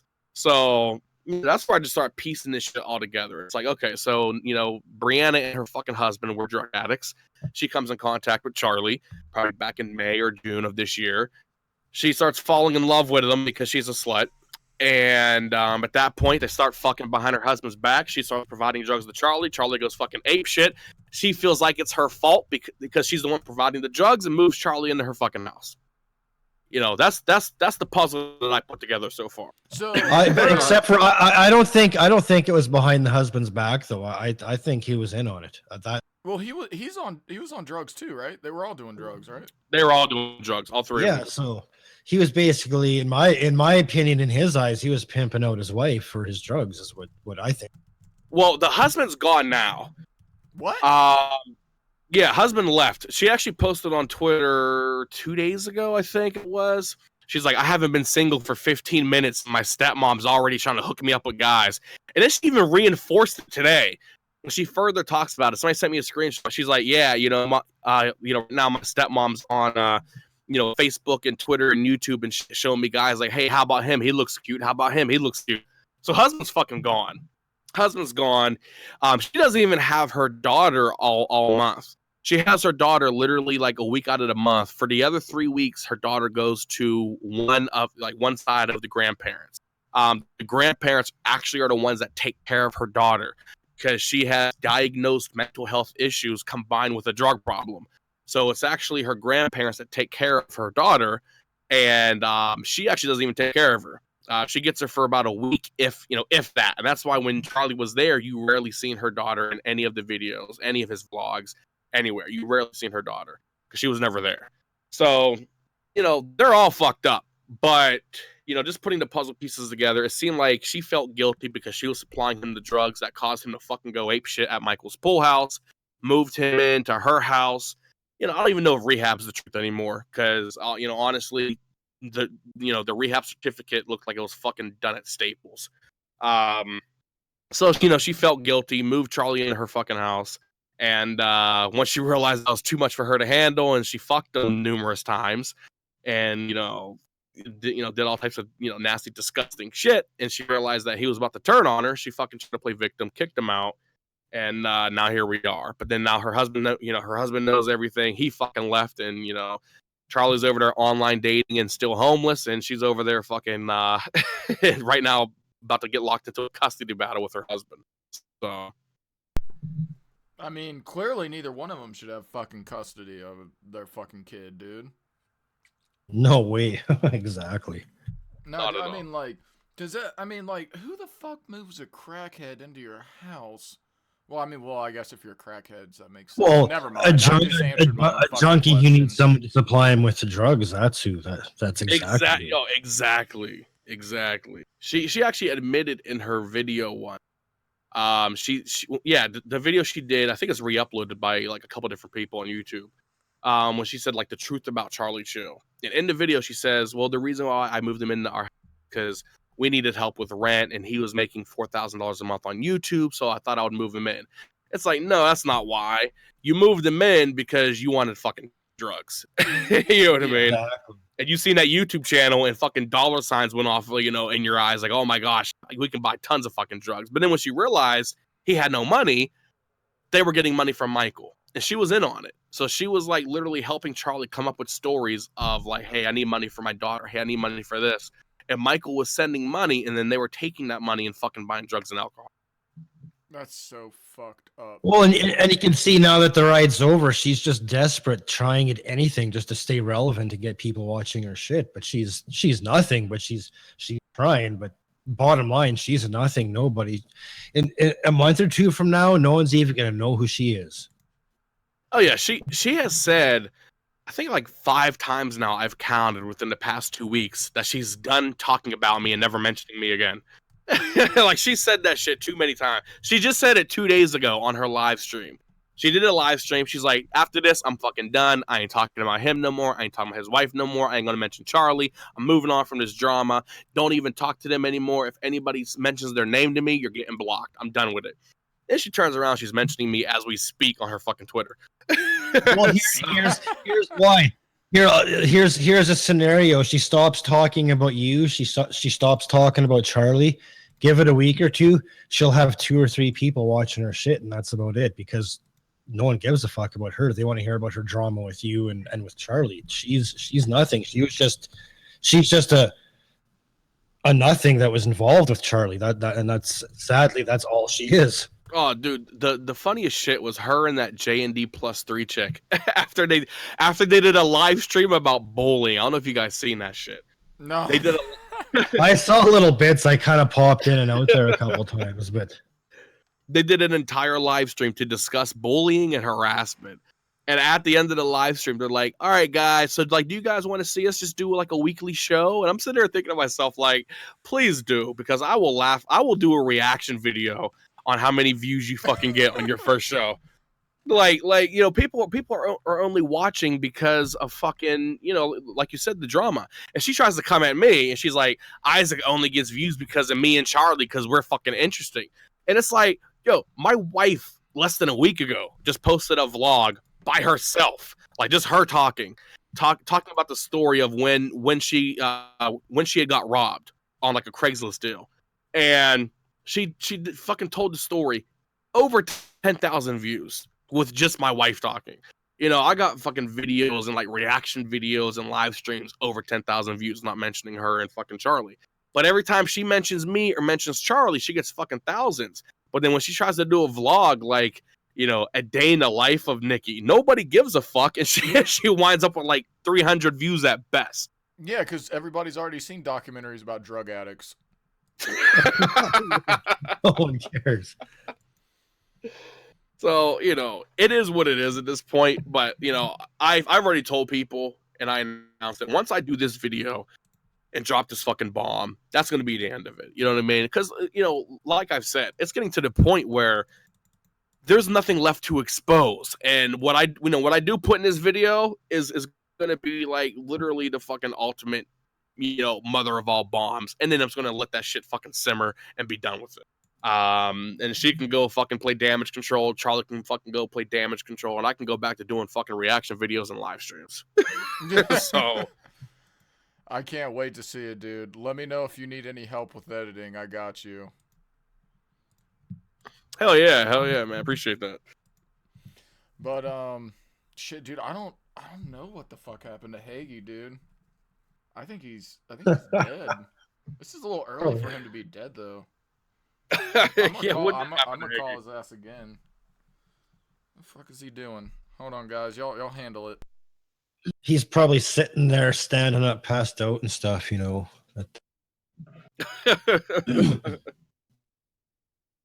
People in the chat say give us more Joey.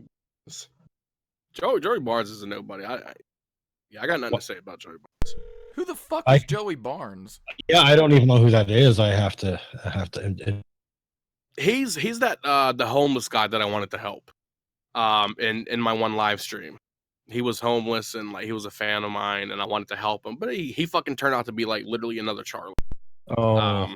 So. You know what was interesting is that video guy. That guy was funny. What Yeah, happened you almost with got your own Hubbard, dude.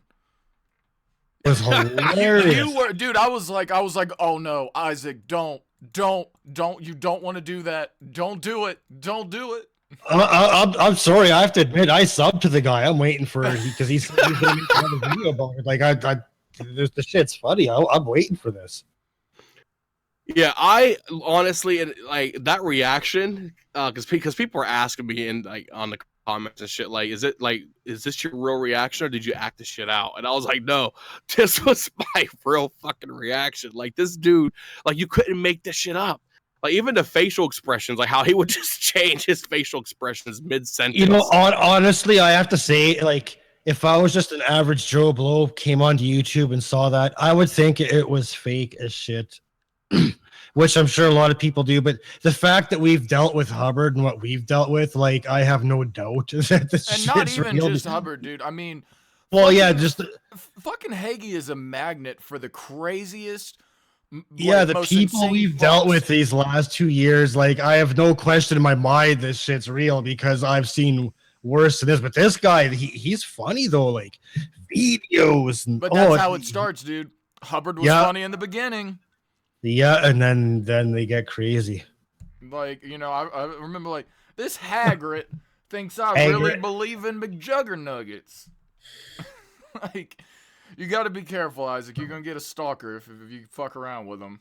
I already have too many, man. Like the news that came to me yesterday, and like someone took a screenshot of a conversation, sent it to me, and this guy's like, "We got 6 people ready to make videos on Isaac, and more are gonna do more videos tomorrow. We're gonna finally take out the guest mob." And I'm sitting there like, "You gotta be kidding me!" Like on the list was like Tina, Flock on Charlie's Nuts, fucking Papa Grizz or whatever his name is, and I'm sitting there thinking to myself like, "You gotta be fucking like what? Like did the retard bus just unload and they're all coming after my channel now?"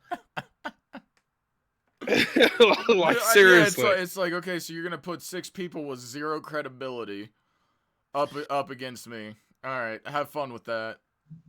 yeah, and like the number one thing too is like like I was sitting there thinking to myself, like, okay, so they're building a team to try to take down my channel and start a YouTube civil war. And I even posted on Twitter, like, listen, don't let me fucking build a squad. because I'll build the fucking Avengers if I have to. I will call Thor into this motherfucker. Like I'll just build the Avengers and we'll end everybody's fucking channel within 1 week. Like this is not a battle you can fucking win, you know. But apparently they're like gearing up with videos and live streams, and they're gonna destroy the guest mob in the channel. I'm just laughing at this shit. Well, like, I mean, okay. they'll probably try. They'll fail. They'll try, but they'll fail. I mean, dude, they have no idea. Like, see, that's the thing with YouTube. Anybody can post videos, but Yeah. not everybody's shit is quality. You know, that's the big difference here, and it's just people trying to get attention. That's when I saw, like, you know, with fucking the sperm whale going against you, I was like, he just wants attention. But it's like, why would you try to, like, go against somebody that you know will show up at your fucking door? Not only that, but he asked me to come to his house in the same sense. Like, he literally said this. He's like, you come to my fucking house, I'll beat your fucking ass. And the minute you step on my fucking property, I'm calling the cops. And I'm like, you know what the fuck? That explains it all right there, because that's what he's trying to do. He wants to use you to get famous, but he's throwing that in there because then if you do actually show up, which he'll record a video of it and he'll help use that to go viral. But he's got that in there. If you show up, I'll call the cops, so that he can legitimately call the cop and say, hey, this guy's fucking harassing me. It's just him covering his fucking ass and trying to use you to get famous at the same time. That's what he's doing. He's a piece of shit trying to use you. And that's exactly where Hubbard fucked up, because, you know, I'm not going back to Hubbard's house, just to let everybody know. Been there, done that. Don't want to fall down those fucking broken ass stairs. And you know, you know, I've been. I mean, dude, Isaac, I've been there twice. Been there twice. I think the first time was funnier, but the second time, you know, the whole point of me going there was I was hoping that maybe I could talk to him. Maybe I could get him to just chill out. Maybe I could make a good video out of it, you know, or well, in that case, I came up with the idea of Hunting Hubba Live. Like, all this shit started, I don't know if you've watched my videos, Isaac, but this all started with like a 1-minute skit that I did called Hunting Hubba, and people thought it was fucking hilarious, and then it just evolved and got crazy out of control from there. And that's why when I hit 1K subs, I'm going to make part 4, and then that's going to be the end of that saga. Yeah, it's you know, like, you know, with this guy, fucking Papa Grizz or Jizz, whatever you want to call him, you know, like, I gave him the same offer that I gave fucking Charlie, because, you know, because like I told Charlie, I'm not fucking driving 12 to 15 hours now to Florida so you could fucking bitch out, you know. So I gave him the same offer I gave Charlie. I told him on yesterday's live stream, I said, listen, I will buy you your plane ticket. You know, I know I'll have to buy 2 seats, and that's fine, but I'll do that.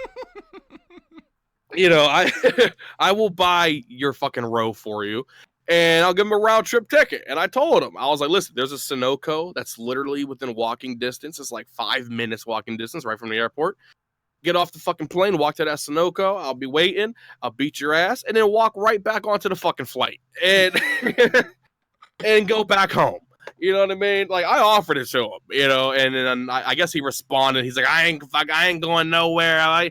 You know, and then people are calling him out on it. And now he's trying to end it. Like, in his live stream today, he's like, I got nothing else to say about him. It's like, yeah, because you fucking got destroyed yesterday, dude. I literally woke up and I wasn't going to make a video on him. And then I was like, what? Not only am I going to make a video on him, but I'm going to make this shit fucking like comedy. Like, I'm just going to go in on this guy and just make it fucking comical. And by the time I'm done, he's going to look like a fucking idiot. And people are going to laugh. and it wound up being one of my best live streams I've ever done. Like people were dying in the chat. And the people are still talking about that live stream. His own fans were coming to me like, listen, I'm a fan of Papa Grizz, but shit was fucking hilarious. You know what I mean? But I don't get how he has fans, dude. Like, what is his content? Like, what? I don't get that, man. Like, who the fuck watches this shit? Honestly, it's gotta be fucking people that are just waiting for something to jump off. You know what I mean? Like his Dr. Phil Dr. Phil reaction live stream. which I never even knew there was such a thing. Like, how do you live stream for 4 hours, like reacting to Dr. Phil? How much Dr. Phil do you fucking have? Like, is he like going down his on-demand menu? Dude, when I saw that, I was at work and I about busted out laughing. Like, I had to contain myself. I was like, is this motherfucker really, like, reacting to Dr. Phil? And then you click on the stream and it's just, like, a shitty fucking, like, image of him. I'm like, what the fuck is this shit? And his daughter's sitting there beside him, like, watching Dr. Like, go get a boyfriend. What the fuck are you doing watching Dr. Phil with your dad? You know what I mean? Like go get a boyfriend or some shit. Live life. You're young. Go do something. Dude, even if he had a chance of making it on YouTube, he's gonna blow himself up with that oxygen tank before he makes it. Oh, he's such a bore. Like I hate to compare people, but like Hubbard's 10 times the YouTuber that Grizz is. Like his shit's stupid. Honestly, like, I'll back that up. Stupid. I'll back like, that up. Hubbard. I at have least actually laughed at Hubbard's videos. Like it may be accidental, but at least Hubbard can be funny. Whereas Papa Grizz, he's trying, but he and you can tell he's trying so hard and he's not funny. Like I forgot which one of you posted the fucking screenshot of Hubbard with like the food hanging from his mouth. I completely fucking lost it when he had like the food come out of his mouth. It was just fucking hanging. When I seen that shit, I was dying for like 10 minutes straight. Dude, he's got a fucking cooking channel, right? And and on his cooking channel, he's got 2 videos. It's like, I guess it's like part 1 and part 2. It's like how to cook ramen noodles, Hubba style. And he cooks ramen noodles, like drains the water off, and he mixes like the nastiest sounding shit. What, I can't remember what it was. TD, it was like, well, in case you guys missed it, if you go to my Twitter, I actually I hacked into his computer because that's what I do every Wednesday night, and I found the recipe. It's actually a Hubbard family recipe, and I uploaded it onto my Twitter. You can see it. I don't know what the hell's my Twitter, channel 1, some shit like that, but you can find it on there. But you can click my shit. I just typed fucking something there. Boom. My channel has a Twitter link. But yeah, and I uploaded it. It's actually, I seriously, I hacked this from Hubbard's computer. It's the Hubbard family fucking Roman noodles fucking recipe. It is legit. It's got raisins. It's got, that's it's what amazing. it was. The raisins. That's what got me. The raisins. Like raisins. What? No, there's also salad stuff in there. I'm not sure exactly, but what that is, but there is salad stuff put in there too, and peas, and it sounds amazing. Honestly, did he dump shit just like that he had in his kitchen? He's like, well, shit, I ain't got no money. I got some ramen. I got some raisins. Fuck it, let's make a video. I guarantee what he did is like took the box that he got from a food bank and just threw all that shit in a pot. Yeah, that's it. It's one meal. That's it. Ooh, yeah. Oh fuck! And it looked horrible too. Food bank living. Dude, it was that was dude. I almost like between that and him at that restaurant eating. Dude, I about fucking threw up, dude. Like I don't see how people can be like I'm gonna upload this. When he did that was a cat food or dog food challenge or both? Oh yeah, and he slammed it, dude. Isaac, I don't know if you've ever seen that. This is from back in the day. But he put that away like it was a can of tuna, man, like nothing. It just dude, didn't he even eat the whole faze him. can too. Yeah, he did. Yeah, he just like nothing. Like it didn't even phase him. Like, and I've seen a lot of people eat dog and cat food, and they're like gagging, and he's just like, yeah, like you'd almost think he liked it. It was freaky, but. Oh god, dude! Like, there's just some nasty motherfuckers out there, and man, I'll tell you, I've been to Dunbar twice, and it's a fucked up shithole. It is like, okay, like Charleston, West Virginia, the capital is like right there. Dunbar is the fucking where like the sewage runs out. Like that's where he fucking lives, dude. Like right off the dude. You get off on the exit. He's like 2 seconds away from there. You can see the fucking highway in the background of some of his videos. Because I've driven by like on the way back. And you can see his fucking house from the highway. Like, Miranda and I laugh about it every time that we drive by. Because, like, we go to Ohio because she's from Ohio. And we pass right fucking through there. You know, I got a question for you guys. Because I live up in Canada. So laws are different and stuff up here and stuff. But he's got this car he's talking about he has. Now, we know that not too long ago he said he's got no license. He's got no money for insurance and registration. Like, how does that go down here? Like, I know up here, like driving with no insurance, that's like a $2,500 fine, Well, car impounded. West Like, Virginia, dang. I can tell you this: West Virginia, you do not have to have your vehicle inspected, so they don't have state inspection. Actually, yeah, even where I live, the inspections are pretty lenient, but you have to have insurance and registration, and you can't get insurance without the license. And like I say, he said he's got no license, and there's clearly videos of him driving around Well, in did this. he get it? Because remember, he said, and I quote, "When I get my license, I'm getting my special gun, and I'm coming up to Pennsylvania, and I'm gonna kill you, Haggy, right in front of everybody, and then I'm going down to Virginia, and I'm gonna kill Tindiil."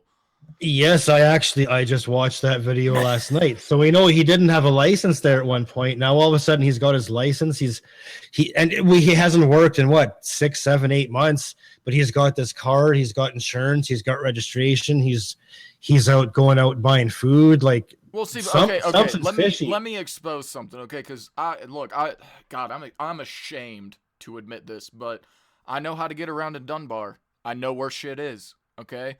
That McDonald's is about a minute drive from his house. It's like a minute, dude. So he could pull off driving to the McDonald's drive-thru and getting back to make it look like he has a license. Because remember, I'm sure you watch my live stream, T. I started at the McDonald's, and then I think after McDonald's we went to his house and he was hiding. Then we went to the Go Mart, and then we drove by his house again, and he still wouldn't come out. And then we left, and then as soon as we leave, like, he's like, "Oh, well, I'm here now, bitch." It's like, dude, come on, man. I tweeted out, didn't I? T, you can attest to this. Didn't I tweet out days before I even went that I was going? And this is what's funny. Like, he sits there and he calls people on, come to my house, come to my house. You go there. You go there twice. The first time he's not there. The second time in between, he says, "Come to my house, Tindiil. We'll have a coffee and talk about shit." Well, you go there again. No. Hold on. That's a little off. The first time I went, we rolled up to his house, and we saw him in the window, and we got spooked because he's creepy, and it was 1 a.m. in Dunbar. That place is fucking creepy, dude. And so we rolled out. The second time, I gave him a heads up I was coming, and then all of a sudden, he's not there. But in between there, because I seen it, I've got it. Like I say, I've got over 100 gigs of this guy's freaking crap. He openly said, "Tindiil, well, why not come up to the door, knock on my door? We'll have a coffee and make a video." That was after part 2, yeah. And then that's why. I have him saying that before part 2. I have that after part 1, where he first, like, I've got him after the first time saying that. Like, he denies it, but like I say, up and down. I've got 100 gigs of Spreakers and YouTubes of all of his shit. Like, I've got everything he said. Well, see, now that's why I won't go back to his house, because now he said he's gonna call the cops and all this other shit. But he wants to beat my ass. He's just like the sperm whale does to Isaac, man. Like, you come to my house, I'm gonna beat your ass, but I'm gonna call the cops. That's the thing, though. Like, he talks big, and then you show up at his door. Your girlfriend goes and knocks at the door, and we've got confirmation from his, at the time, friends that he was in the house and too scared to answer the door. Yeah, like, and then what am I gonna do? Like, dude, I wasn't there to beat his ass. Exactly. Like, you're not an aggressive person. It would have been like. Well, and I'm pretty sure that's a hate crime. And then what happened last year when I did my road trip series, where I didn't even say I was going down there. That was nothing part of my plan. But his own people started saying that I was going to his house and I was going to kill him. So I rolled with it and, like, okay, I'm going to Hubbard's. He called my local police, well, where he thought I lived's local police. He called his local police. He had one of his friends come with a gun, sleep at his house for 3 nights because he thought I was coming to his house because he was so scared. But yet in all these videos, he talks about how he's so tough. Come to my house, guys. But look what happens when people actually show up, or he thinks they're coming to show up. Like, he's full of crap. He's a pussy, and he knows it. And I don't know, the guy just pisses me off. Yeah, people have been begging me to do a video on him for like weeks now. On fucking Hubbard. Like, part of me thought about doing a reaction video like I did fucking Mr. Video. Part of me thought about doing a reaction video on him, but I don't know yet. I don't know. I'm considering it, but I don't know yet. It's, dude, I'm telling you right now, you don't want to go down that path. Yeah, like, you know, like, dude, it's so tempting. He's herpes. He is herpes. Yeah, Once you fuck with him, he will never fucking leave you alone. No, he's not herpes. He's herpes from a Playboy model. Like, he's just it's so appealing, and it's like, fuck it, I want to go for it, but in the end, it's like, fuck, it just won't go away, and that shit wasn't fucking worth it. Like, and that's what it is. Like, he just bullshit that he spews, and the trashy friends that he associates with, and then they feed him, and they make him think that he's some big superstar, and it just my God. Like Isaac, the other day he released a video, and he said, and he was talking about Roman Atwood, someone with 13 million subscribers. He said Roman Atwood was coming after him and talking all this shit and stuff. And I comment, I'm like, are you out of your fucking mind? Do you think that a motherfucker with 13 million, we're talking diamond, baby, diamond play button, you think that he even knows who the fuck you are? Well, see, the thing out, dude. The thing is, and I heard this like way back when, and I can't remember where or who, but I remember hearing like before any of the Hagy shit even started, because he was doing this for years before the Hagy shit started. And one of his friends at that time said, what you got to do is go after people with more views and do this stuff. And they came across HAGYRANTS, and that's why he started going after Hagy. And that's what he's doing now. He's just randomly picking big YouTubers, making videos attacking them, hoping one of them will bite back and make a video about them and boost his fame. That's what he's trying to do. He's just putting out all these videos, wishing and begging for somebody to bite. And unfortunately, Hagy and all of us were dumb enough to bite because the guy is fucking hilarious. But that, like Tindiil said, he doesn't go away though. That's the problem. See, that's what I don't get about people. Like for instance, fucking Brianna, Flock on Nuts. She fucking said today on Twitter, she's like, Isaac only does videos on me because he knows it'll get him views because I'm fucking relevant. And I'm sitting here thinking to myself, like, wait a minute, I got 27,000 subscribers. You have 2,000. And out of that 2,000, like 1,800 of them don't even fucking like you. So how is me doing videos on you getting me views? And then she did a whole live stream on me. Like, people were like hitting me up like, yo, Brianna is so pissed. She is so pissed. This bitch did a fucking live stream on me on her fucking Twitter. And I guess this went live, like just like bashing me every which way. And then she posts on Twitter and she's like, I appreciate all you guys. It's nice to know that people are starting to see the truth of who's really starting the drama. And I was sitting there like, you know, thinking to myself, like, people are seeing the truth. Shit. What the fuck is she talking about? What the hell went down on that live stream? Let me fucking check my YouTube, see what's going on, see if I lost any subscribers. And I go and I fucking look and I gained 30 within like the last hour. It's just like, you dumb bitch. Like, seriously.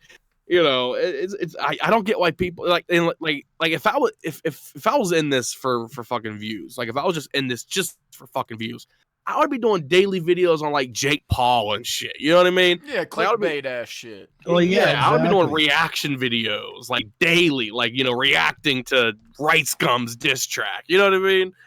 It's like it makes no fucking sense. It's like, no, I'm doing videos, you know, exposing dumbass motherfuckers that came at me. And that's about it. And once I'm done with that, I'm going to go back to fucking vlogging and live streaming and, you know, doing reactions on, like, you know, old Angry Grandpa videos that I was maybe a part of, or, you know, had an idea of, like the one the fucking divorce prank. I played the lawyer, the Nair prank. You know, that was actually an idea I submitted. You know, like doing reaction videos on shit like that, or my old songs, you know, stuff like that. But it's like once this drama's over, like most of these people won't have fucking content. You know what I mean? Like Flock on Charlie's Nuts. When this drama's over, she's not gonna have any fucking content. Hubbard's not gonna have content. Papa Grizz's not gonna have fucking content. You know? So it's like they feed off this shit, and they have to, like, you know, keep, you know, bringing like my name or Hagy's name or, you know, into the mix, because it's like when their channel is starting to be fucking forgotten, or like when they're starting to be forgotten by fucking people on social media, they got to start some type of drama. You know what I mean? Well, exactly. That's how it is with Hagy and Hubbard. Like, if Hagy goes a couple weeks without mentioning him, Hubbard starts losing his shit, and he gets 10 times as bad. He needs that attention, and like Hagy's his person that's like his go-to attention person. He needs that negative, positive, whatever. He needs something from HAGYRANTS all the time. And yeah, if you don't give them a little bit of attention, they get even worse. Like, these guys are just, and girls, they're crazy. I'm sorry, like, it's nice to have fans, but if your life, if that the most important thing in your life is somebody on YouTube that you're a fan of, you got to get your priorities straight. Like, it's nice to have fans, but your own life, your health is more. Well, yeah, I agree with you, and he's trying to get a fan base, but he doesn't understand. Like, I don't think he has the concept of when he's funny and when he's not. I think that's his whole issue. Oh, exactly. No, people aren't, and it's sad to say, but people aren't laughing with them; they're laughing at him. And I hate to say it, but that's. But the thing is, if he wanted to be a YouTuber, he could embrace that. You know, and we've tried to help. Like, we were cool for a week back in, like, last year, and I think, like, May or something. There was, like, a week. Yeah, I was cool with him for a couple of weeks at one time. Like, he would blow my shit up all the time. And if you don't respond to him, it's, fuck you, blah, blah, blah, and then he goes off. And it's like, dude, you are the definition of an obsessed fucking stalker. Like, he's so badly, he wants to be this combination of, like, Hagy, Angry Grandpa, Mike, fucking, just all these YouTubers. Like, he just rips shit off from them and makes it his own. Like, he's got potential. It pisses me off because I could literally, I know he would never go for it, but if I could, like, talk him into it to shut down everything he's got on YouTube, let me manage a channel for him, I guarantee within 6 months I'd have the guy at over 1 million fucking subs. The guy, but he needs somebody to manage him and tell him what to say and what's not good to say. Keep him off of all other social media. Just, like, he needs someone that can control. And the problem is, the people that he thinks are his friends right now, they're just using him for their own entertainment. They don't give a fuck about him. They want him for their own entertainment or to do their dirty work for him.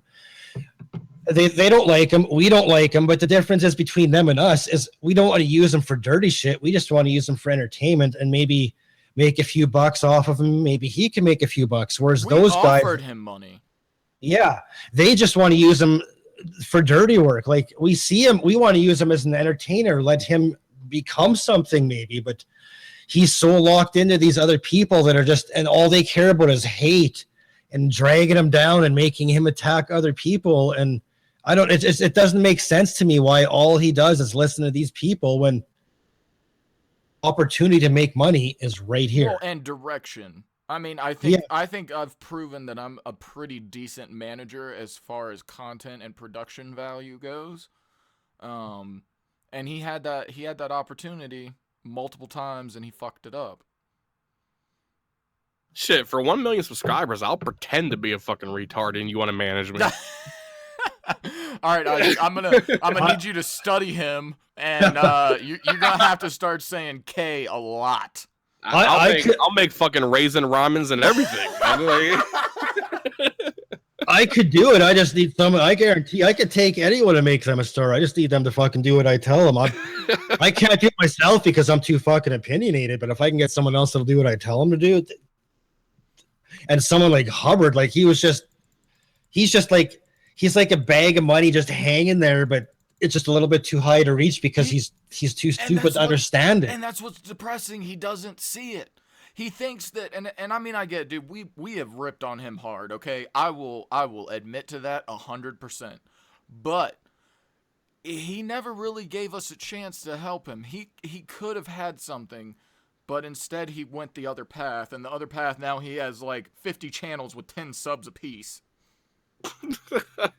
Well, exactly. It's and I hate this. It's because he chose to believe in and follow the wrong people, and he's in too deep and he can't get out. Like, part of me feels sorry for the guy, but the bullshit he spews out, it's like you feel bad for him, and he goes to makes a video, crying about how things are so rough for him. But then his next, like in the same breath, he starts lying, and it's like, well, fuck you, guy. Like I want to feel bad for you, but you're gonna sit there and lie about yourself and lie about us at the same time. Like, just come clean about shit. Like, start. But he has to break free from his bullshit, break free from those chains. He knows what I'm talking about, and he needs to just break free and do his own thing.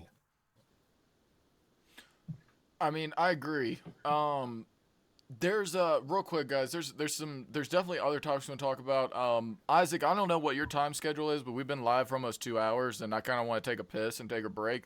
Really? Holy I crap. would love for you to stay and hang out with us and keep bullshitting, but that's totally up to you. Yeah, I actually probably got to head out. My wife's texting. I got some Ciroc waiting. Birthday's at midnight. Oh, But I'll actually. Oh. I Oh, forgot. Happy fucking birthday, you motherfucker. Yeah, shit. Same here. Yeah, happy birthday. Fuck. Dude. I actually will be live on my channel in a little bit though with some Ciroc and shit. All right.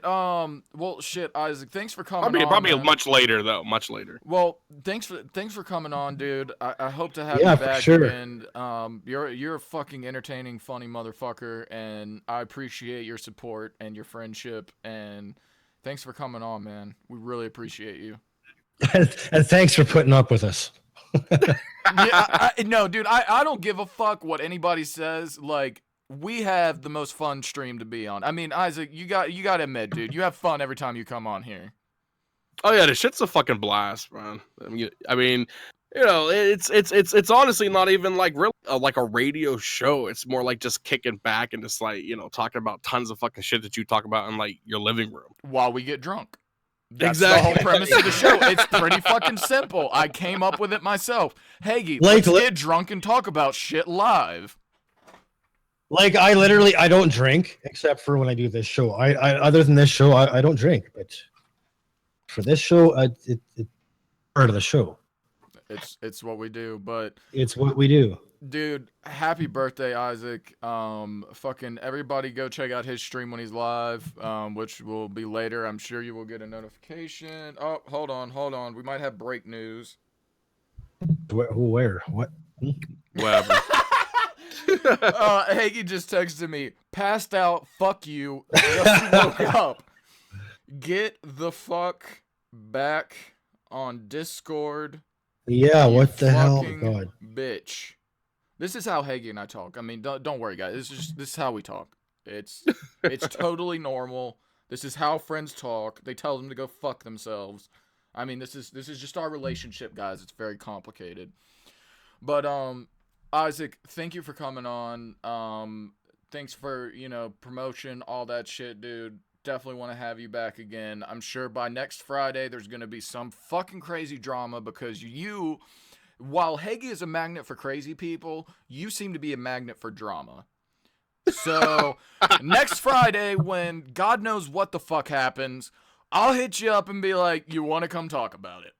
I'm sure I'll have something, man. Like these people just keep coming out of the fucking woodwork. You know what I mean? Well, Like, how about if this Papa Grizz bitch? How about next week? He's got a whole week to fucking sit there and think about it. Maybe he'll come on and man up and try to debate Isaac on here. That would be kind of cool.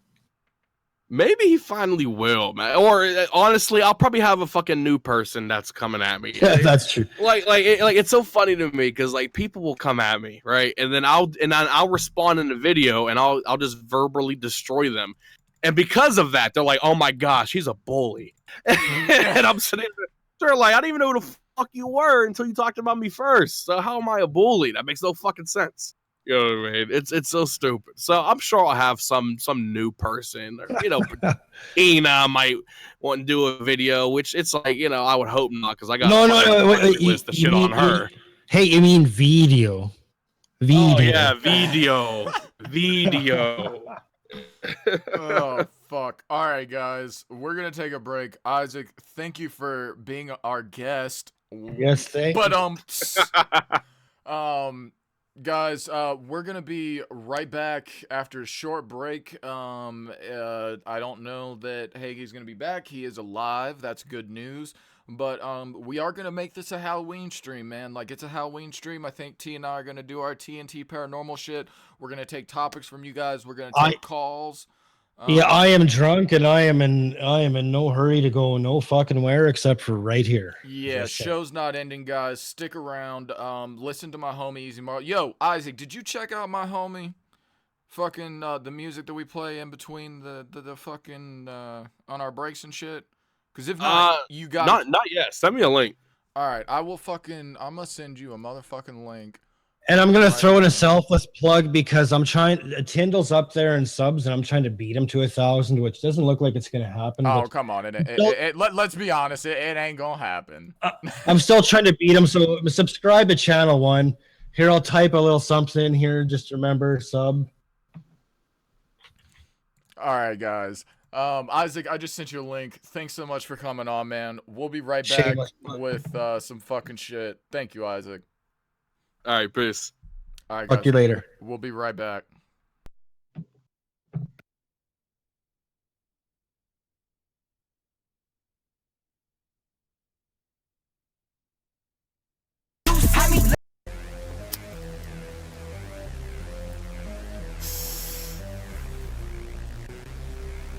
Yeah.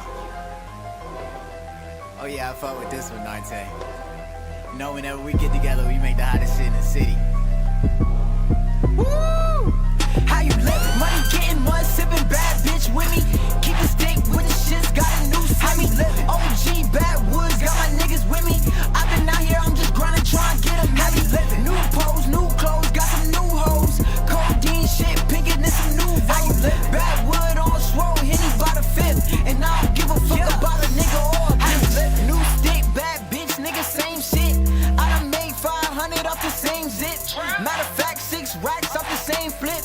And if the feds get me snatched, I ain't saying shit. Yeah, I feel like I'm blessed. It's easy, Marley, little bitch. I'm trying to run up a check. And I've been selling most of bailing and burning what's left. The super cookie in my backwood, burning my chest. I roll up dope, I ain't stressed. Aim at heads, fuck a vest. I got money, I got power, got respect with this west. My plug got it for cheap. It's nothing less than that press. And out of life, I expect nothing less than the best. So how I'm living, I got bitches in my bedroom stripping. Running for the money, I'm in green, trying to get it. Backwood on swole, SOP by the fifth. And I don't give a fuck about a nigga or a bitch. How you living? Money getting mud, sipping bad bitch with me. Keep the stick with the shits, got a new semi. OG backwoods, got my niggas with me. I've been out here, I'm just grinding, trying to get them heavy. New pose, new clothes, got some new hoes. Codeine shit, pinking and some new votes. Backwood on swole, Henny by the fifth. And I don't give a fuck about a nigga or a bitch. With no fucks to give. Double my cup, blow this kush like it's mid. Roll up more blunts, take them straight to the wig. The 40 is they tuck, I'll smoke a nigga like a cig. It's Marley, bitch, and I ain't playing no games. And if the feds snatch me up, I ain't saying no names. Just catch a nigga out in traffic, blowing blunts and getting brain. Got me gassed up, it's adding fire to the flame. I be rocking designer, most of my niggas got pies. I roll this dope and get high, I won't roll up less it's 5. Nigga, I'm a supply, and you just a buy. So we can't even talk if you ain't got you a check. I wake up and get the jug and smoke me a blunt of the cookies. Load up the 40, I won't let no fuck boy play me pussy. And nigga back in the trap. Them stings come back to back. Fucking up racks on the craps. I still don't know how to act. How you live? Money getting mud, sipping bad bitch with me. Keep the stick with the shits, got a new semi. OG backwoods, got my niggas with me. I've been out here, I'm just grinding, trying to get them heavy. New pose, new clothes, got some new hoes. Codeine shit, pinking and some new votes. Backwood on swole, Henny by the fifth. And I don't give a fuck about a nigga or a bitch. Money getting mud, sipping bad bitch with me. Keep the stick with the shits, got a new semi. OG backwoods, got my niggas with me. I've been out here, I'm just grinding, trying to get them heavy. New pose, new clothes, got some new hoes. Codeine shit, pinking and some new votes. Backwood on swole, Henny by the fifth. And I don't give a fuck about a nigga or a bitch. Man, that shit gets me hyped, guys. That shit gets me so fucking hyped, dude. Fucking everybody check out fucking Easy Marley. I'll fucking drop some fucking links in the motherfucking chat right now.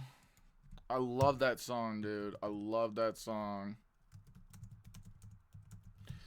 We are working on music together. He's making beats, doing mixing. He's fucking awesome, dude.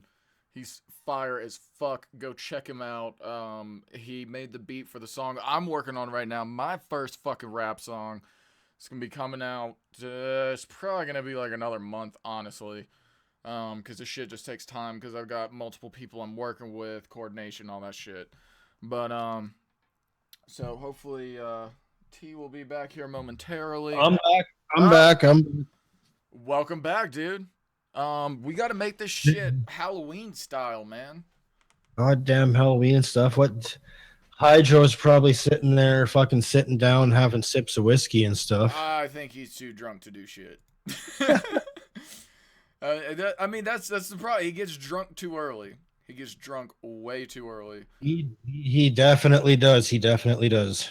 I got a late start today, but I made him a little bit stronger, so that.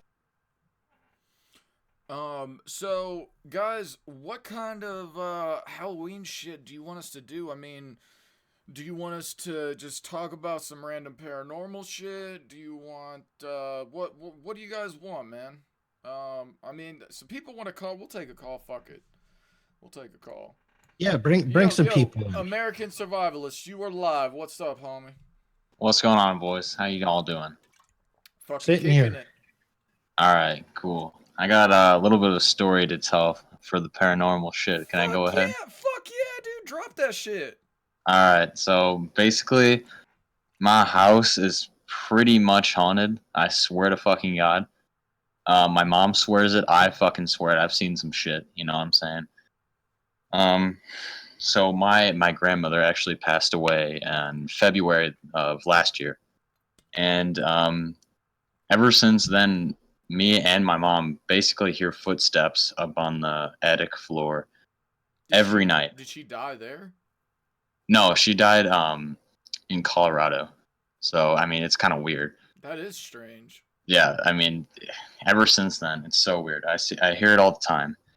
And actually, one time, I was sleeping and I had woken up. It was about 3 a.m, and I see like kind of a figure in front of my bed. And I wasn't sure what the hell it was.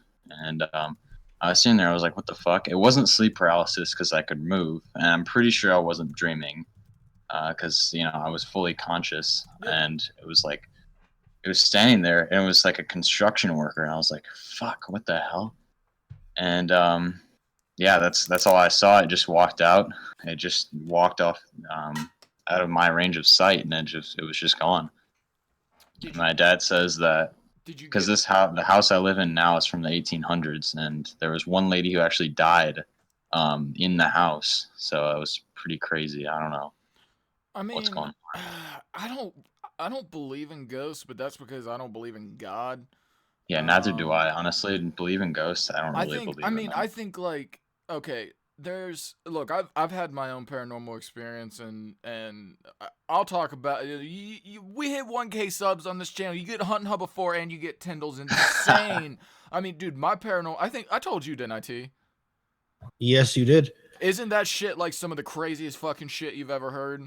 It is, and at the same time, don't forget to sub to Channel 1. I gotta selflessly plug myself Well, here. that's too, fine. you You know. plug yourself all you want. I don't care. You can butt plug yourself. That's fine. But shit, I forgot. So anyway, I think it's more of like with physics and all that shit. Like I could see the residual energy theory about ghosts. Like it's just kind of dimensions on top of each other glitching out. But I just don't believe in God.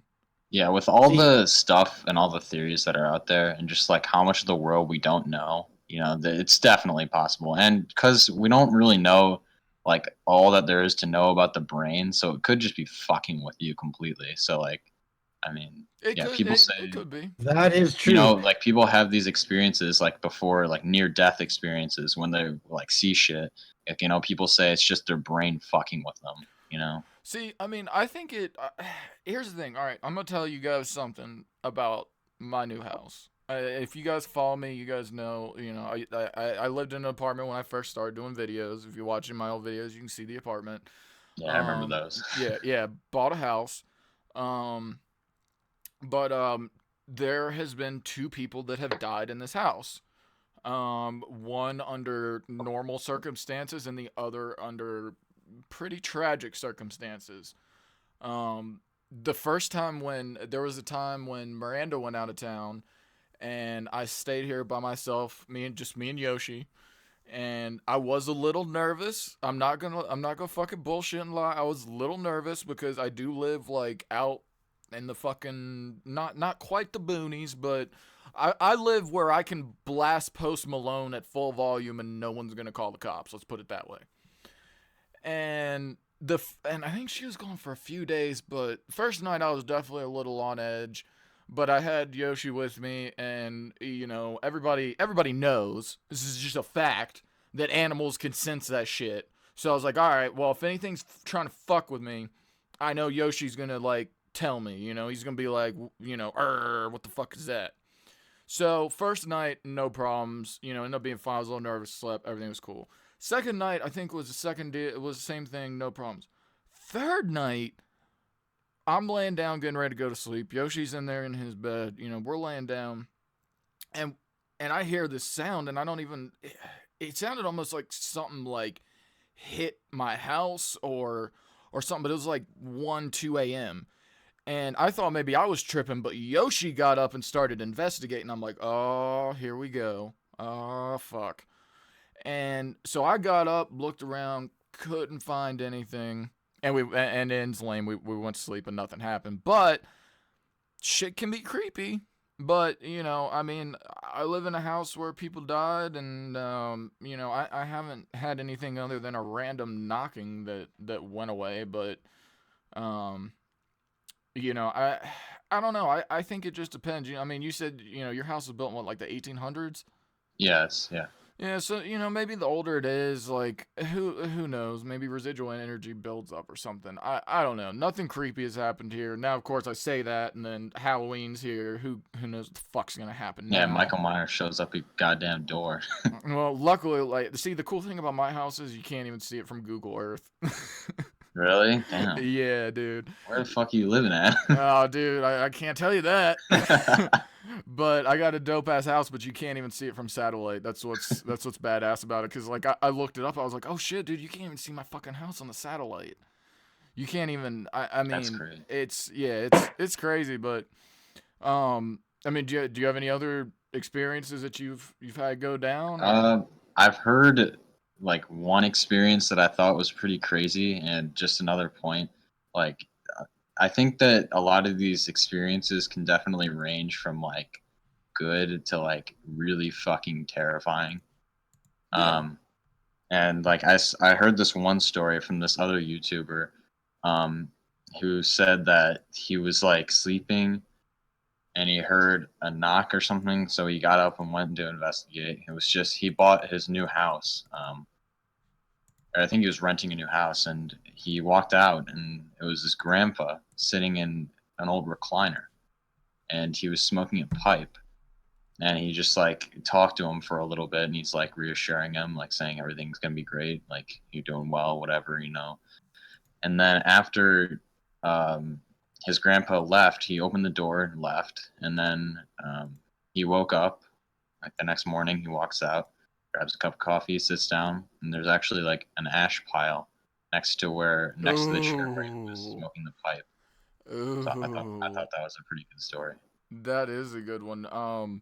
When this isn't really, I mean, it could be considered paranormal, I guess, but when my great grandfather died, back in the late '90s, he was really good. My great grandparent, I'm lucky. I got to meet, almost all my great grandparents and get to know them enough where I remember them. But he was he was in World War II. He was in Battle of the Bulge. He was. Wow, that's crazy. I've got his military uniforms. I've got a fucking Nazi armband from him. Luckily I was able to get it. The side of the family he comes from is kind of fucked up, so I'm glad I was able to get what I got. But I've held on to that fucking Nazi armband forever. I've had people want to buy it off me. I'm like, nope. No. It's not even. They're not even really worth that much because they made that so many of them. But to me, it's just there's a story that goes behind it too. Now, whether this is the truth or what this was told when I was younger is up for discussion. But when he ran a machine gun in the Battle of the Bulge, And the story that I was always told is that he just would shoot at the top of trees because he didn't want to kill anybody. And from what I was told, and I don't remember if this came from him or my great grandmother who passed after him or what, but um, there were a lot of Americans and a lot of Nazis that just didn't want to fight. Like they just weren't. It was almost like a Vietnam situation.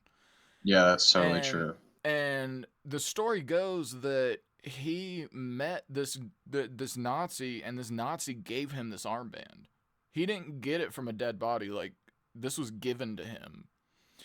I need to ask my family and see if I can get any more details and confirm that it's true or not. And I've thought about like, cause it's if that is the true story of how it goes, like I've almost honestly thought about framing the fucking thing and putting it on my wall, but obviously that's gonna upset some people. Yeah, definitely. But to me, it's a piece of history, you know. Like I'm clearly not a Nazi, like you know. I'm quite in the center, and I'm quite not a fan of racists. Definitely not a fan of murdering racists, but it's a cool piece of history. And but anyway, the story that I was getting to is that when he passed, I've only seen one dead body in my life, and that was his. And I was like, shit, man, I might have been 10 at the most. Um, and I remember like you know they had him you know for basically for a viewing just for the family. And I remember my great grandmother being like, go, it's okay, you can touch him, it's okay. And I remember touching him and just feeling that coldness of death. And anyway, his funeral happens and all that, and I go to bed and I have this dream that and I've always had crazy lucid dreams. I've had dreams that have predicted creepy shit. I've told T about it. Like dreams freak me out, dude, because I've had some weird fucking impossible coincidences happen from dreams. Yeah, it's like my mom. Literally, this just happened yesterday, where my brother was driving to Iowa for a Halloween party with his friends, and my mom like knew something bad was gonna happen. She's like, I think he's gonna get pulled over. I just had this feeling he's gonna get pulled over, and he gets pulled over, and he has to go to court. Didn't get a ticket, but he still has to go to court. So it's pretty crazy. My mom's the exact same way. It's happened multiple times. Well, what wigged me out about this is I had this dream, and in the dream it's just like it just instantly happens, and I'm in my backyard, and my great grandfather is standing there in the same suit that they had him in and everything, with his hands crossed in front of him, just kind of giving me a look of like, you're gonna be okay, and I'm okay, and I'm out. And I never had another dream about him after that. Um, it was really weird, and I'm sure that can be chalked up to emotional trauma for a young child, but it was so real and so weird, and thinking about it, thinking back to it, it's so vivid. Like I can remember it to this day, like vividly.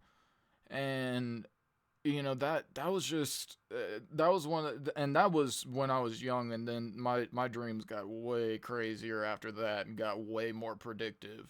The first I'll tell this part of the story, of kind of what led up to my insane paranormal experience. But so, and this is gonna sound random as shit, but this is back in the days of MySpace. I was in high school. I had this dream right before I woke up, and I hadn't dreamed anything else. All I remembered when I woke up, that this one specific person who I knew, but I wasn't really friends with them. But like, how when you're in high school, like a lot of people, and like Yeah. you have acquaintances, and you have like very loose acquaintances. Well, this is a very loose acquaintance. And in my dream, I just saw like MySpace and a friend request from this person. So I wake up and I'm like, that was a weird dream, whatever. And I go get on my computer like I've been doing my entire life when I wake up. That's what I do. I've been on a computer since I was a fucking baby, basically, since I was 3. And go to MySpace, and sure enough, that person has sent me a friend request. And it creeped me the fuck out, dude. It was creepy as shit, because it was like, it's hard to explain, but it's like when you have a dream like that specific and then you wake up and it's reality, it's like, what the fuck?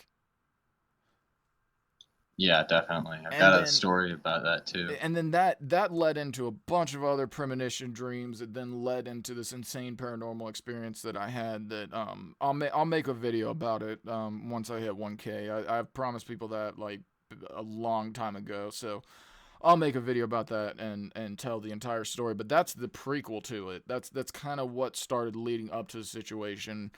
What's your story? Okay, so um, I guess I kind of overstated. It's not necessarily like super related, but me and my buddies back in like 8th grade, I think. This was like 3 or 4 years ago, and we had built this little trailer where we'd put like our airsoft guns in, and we'd like tow it with our bike, and we'd go places to shoot. And so we went to this abandoned house. It was a town just north of where we live, so it was a good 3 or 4 miles away. So we rode our bikes all the way there, and we're going, and we get inside. Of course, it's all destroyed. It's all abandoned. It's completely marked off. You're not supposed to be in there. But this was at nighttime. This was at like 9 o'clock at night, and we were shooting our guns, and you could just feel like this eeriness in the air. It's like this thing that just like it's holding it like something's holding over your head, and it's just this really creepy feeling, and I just couldn't get over that. That's like I still remember that very vividly, like that little like feeling of just uneasiness. You know what I'm saying? Well, I mean, like, a lot of that can be chalked up to sleep paralysis, and now I have had some serious fucking sleep paralysis. Yeah, I hope I never get that. That's terrifying. Oh, dude, dude, I've had it before where my mind was completely conscious, but my body wasn't. It wasn't scary in the terms of like a paranormal thing, but when your mind is completely awake and you can't move your body, that's scary as fuck. Yeah, my friend's brother has had sleep paralysis, like really bad sleep paralysis, where like your brain just makes up shit, and like sometimes people just like imagine something jumping on them, and like they can't breathe. Like my friend's brother has had that like 20 times. It's crazy. It is some crazy shit, man. Dude, I appreciate you calling in. You got anything else you want to add? Oh no, just bring somebody else in. I'd like to hear some more stories. Thanks for having me on, Tindiil. All right, man. American Survivalist, the homie, been around for a long time. Appreciate you coming on, sharing your story Yeah, no with problem. us. Yeah, thanks for coming on. Yeah, thanks T. I appreciate it. All right, so we got another person. We got this fucking cock motherfucker that wants to tell a story. Cactus, what the fuck is up? Oh, Right. Stuff. What up, bitch boys? What's going on, brother? Things are pretty basic right now. I think I missed about the first hour of the show. I was out nearly all day. Well, lucky for you, you can go rewatch it. Yeah, I know. Tell everybody that. Everybody needs to rewatch the show. Yeah, everybody rewatch the show. So, Cactus, we're trying to keep it super creepy here. What's your story? And you live across the pond, like you over there where it's really fucking haunted because y'all been, this is where all us white people came from, is where you fucking live. A legit haunted story. Yeah, I lived for a while in a part of the UK called Cornwall. It's the very southwestern bottom corner of the UK. Wait, sorry. What was it called? Cornwall. Caramel? Corn, Corn. It's like what Hubbard threw in his noodles, cornflakes, but Cornwall. Cornwall. Cornwall. I'm Yeah, sorry. Cornwall. I thought you said caramel because I really like caramel. Sorry. I'm sorry. I just. Fucking Sorry. Bitch. I can You piece of baster. Someone in the chat said Cornwall is in southwest UK. Yeah, and that's what I said. Oh, okay. I said it's in the south, Cornhole the very south. southwestern bottom corner of the UK. It's like that little penis that sticks out of the UK, if you know what I mean. Gotcha. All right, continue. Okay. Anyhow, yeah, I was living down there for a few months in a small old fucking house, all like it looked the part, thatch roof and all that kind of bullshit. That motherfucker was the scariest fucking town I ever lived in. It was right beside the coast, and I swear there was nights you could hear like you know like from those old pirate films, you'd see like the old sailing boats coming in Yeah. to harbor and all that kind of bullshit. I swear one night, and uh, this is the one night I was not drunk. I swear I seen a ghost ship fucking docking.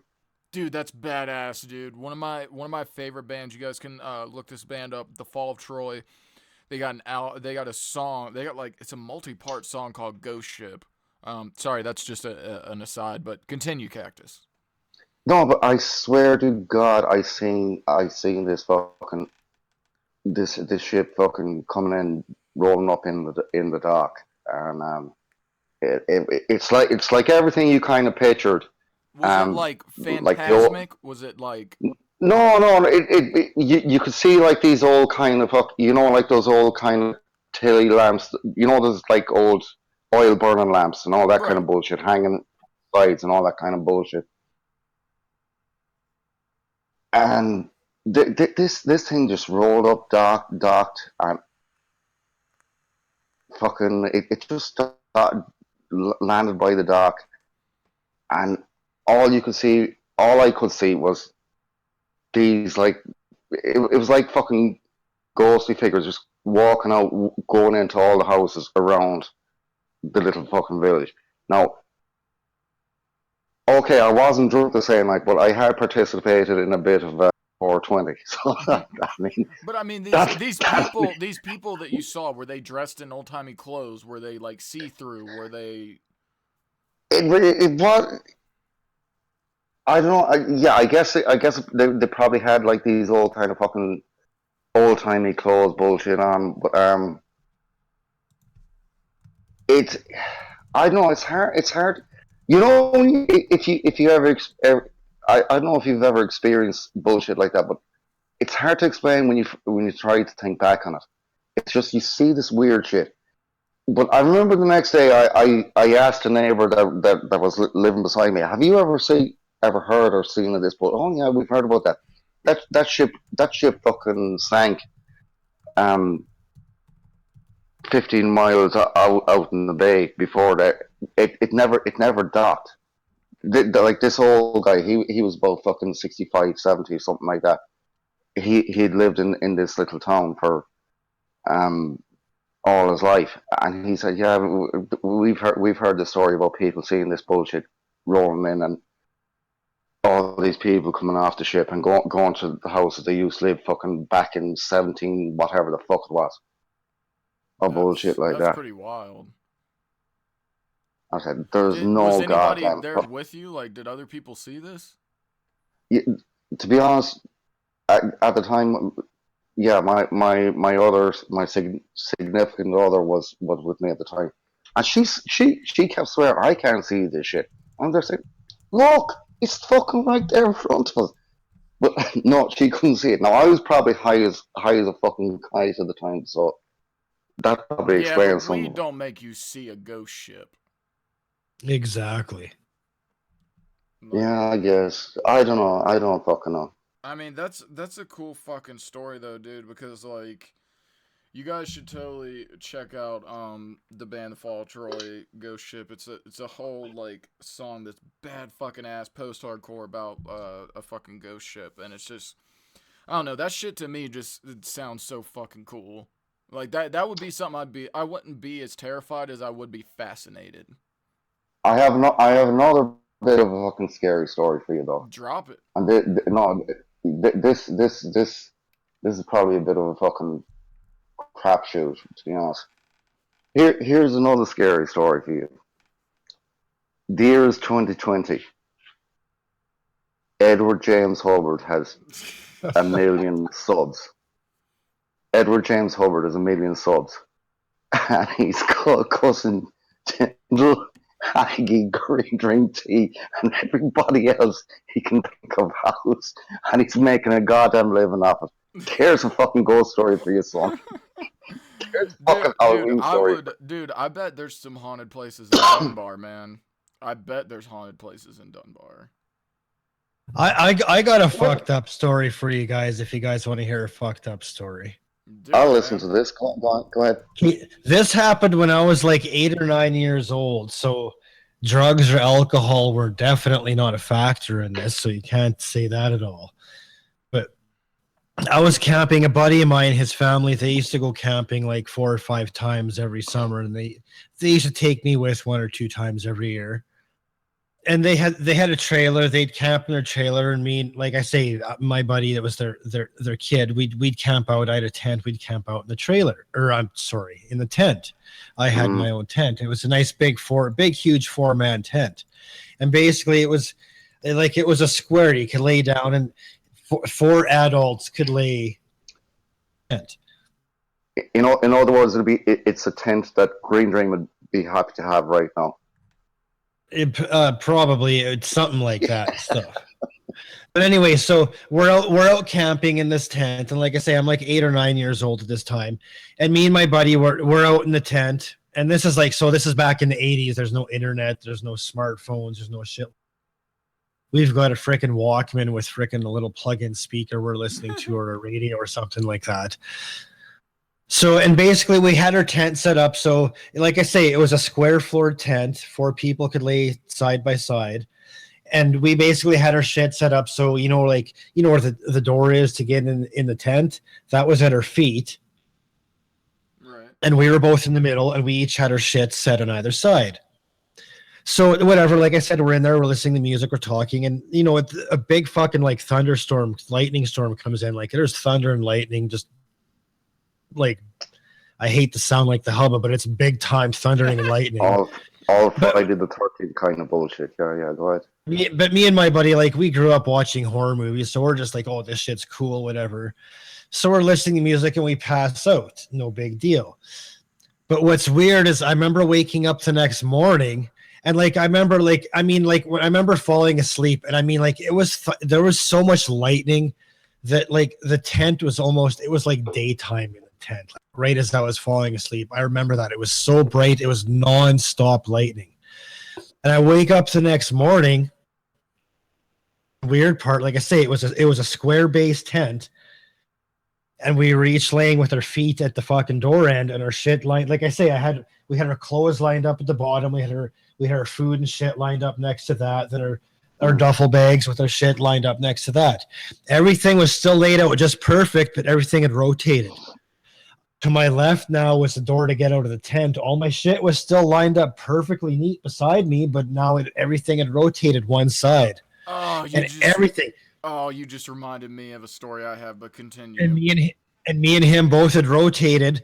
And I remember waking up thinking, like, what the hell? Like, I remember at one point thinking, like, did his parents do this as a prank? It just kind of disoriented when I woke up. But what's weird is I also remember is we never talked about it. Like, this happened when I was like 30 years ago now, and to this day, me and him have never talked about it. But I remember it clear as day. I still remember it happening. Like, how the hell did we rotate, whatever that is, 90 degrees? All of our shit rotated 90 degrees, and like I say, everything is perfectly lined up. Aliens, you just made me bro. think. You just made me think of a story from when I was a kid, and this story is absolute 100% legit. When I was a kid living back in Ireland, like, we had a bit of a farm, and like we had cattle and all that bullshit, and like we had tubs that they'd drink water out of. And I remember, I think I was about 5 or 6 years old or some bullshit like that. I went down and I was messing with the water in one of these fucking watering tubs. And whatever the fuck happened, I ended up slipping and fucking going head first into one of these tubs, and I couldn't get, for whatever reason, I couldn't get out. And I remember, like, I was in there for a good long fucking 2 minutes maybe. And I remember while that bullshit was happening, I remember seeing this old woman. And bar, only for my sister, I'd probably be fucking brown bread now. Like I'd be dead as a fucking doornail. But my sister dragged me out. And I remember when they got me back to the house, I said, "Who was the old woman that was talking to me while I was in there?" What old woman? There was no old woman there. That's what my mother, and my sisters were saying to me. There was no old woman there. It was me. But I said, no, there was an old woman talking to me. Who was it? Um, I found out years later the actual old woman that was talking to me. From looking through pictures, and this is a woman I never knew. It was my mother's mother, like my grandmother. Oh, that's wild. Do you know what she I'm, said? no, I swear, it was just like, go back, go back, go back. This kind of bullshit. Go back. Like, like you're. It's not your time. It's not your time yet, or this kind of crazy fucking stupid shit. I said, there's no way, because I had never seen a picture of my grandmother. She, like, she had passed before I was ever born. And I was like, how the fuck did I see this fucking woman when I fell into this goddamn fucking water tank? How? And to this, like, I don't talk about that fucking story that often. I mean, there's a lot more to it, and I don't want to fucking go into it too much. But damn, I still can't fucking understand how. I think she had been dead 10 years before 10 years before I was born. And I was, how did this woman ever appear to me fucking? And I'd never seen a photo of her, anything. And the minute I seen it, the minute my mom showed me a picture of her, I said, God damn, that's who it was. That's who it was. And I That's was there like, holy goddamn fucking Christ. that's fucking wild, dude. That is a legit story, Tim, and I will hang my soul on a fucking coat nail No, I saying believe that you, that dude. is true. I believe you, dude. Once, see, here's the thing. I used to be like, I was hardcore into like paranormal shit before I ever had an experience, but I always thought everything was bullshit.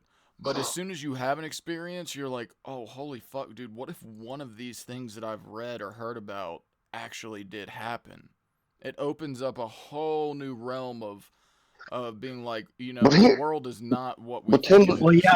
Once You're you kind of like experience me. something, it changes everything.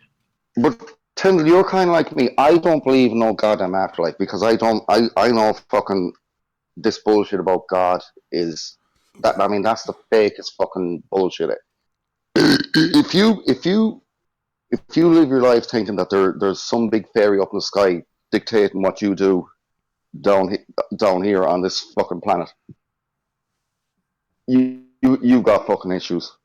I think I don't believe in religion. I don't believe in no God or no bullshit like that. But I do know what I sing. I just think it's probably hallucinations or some bullshit or genetically where we remember somehow genetically people Yeah, I we've mean, never fucking maybe seen or it's some bullshit encoded like into that. your fucking DNA. Who knows? Yeah, that's what I think. That's honestly what I think. I don't believe there's no fucking afterlife, no God, no bullshit like that. Um, I believe there's an afterlife, and I'm sorry if this insults anyone, but any of this shit you read in any of these religions, I think that just all Well, let me fictional explain. stories. Let me explain to you guys. If there is an afterlife, I think the great man known as Carl Sagan probably has a good idea of why of just the fact that we can't comprehend it. So Carl Sagan did this demonstration called Flatland in the original Cosmos series. And okay. basically, it's like if you have, all right, so picture, I can't really show you obviously, so picture just on your table, your desk in front of you, wherever you're sitting, you have like two little coins, okay? They live in a Okay. two-dimensional XY plane. If you pick one of those Mhm. coins up, it now is in a third-dimensional plane. If you put the coin back down, it's not going to be able to explain to the other coin what happened to it. So to me, the afterlife is most likely the fourth dimension. You know, it's a higher. Fourth. It's a higher dimension. Well, yeah, then there's your mind sitting there thinking about the Come on. coins, and that's a whole nother Come- dimension yeah, but right there. Tyndall and T, come on, dudes. You're grown ass men. You've lived somewhat of a fucking lengthy amount of time on this planet. Are you telling me that you are honestly believe there's some big fucking master fairy up in the sky? Oh no, I'm a Dictating what- hardcore. No, fucking atheist, dude. I definitely don't think there's no sky god up there that fucking created shit. But I don't think that when we die, everything just ends. Because, like I say, I've lived in places where I've experienced shit. Like, there's Well, definitely. I'll tell you this, dude. If there is a fucking god up in that sky, and he's watching some of the bullshit that's going on down here, his name must be Edward James Hubbard. If there's a god up there in the sky and he's let this world go to what it's go to, I've got dinner hanging for him down here. He can have a bite.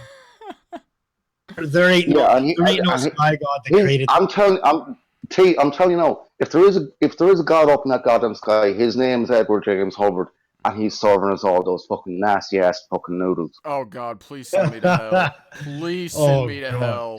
Who runs hell? Hagy? Is Hagy the one running hell? Yeah.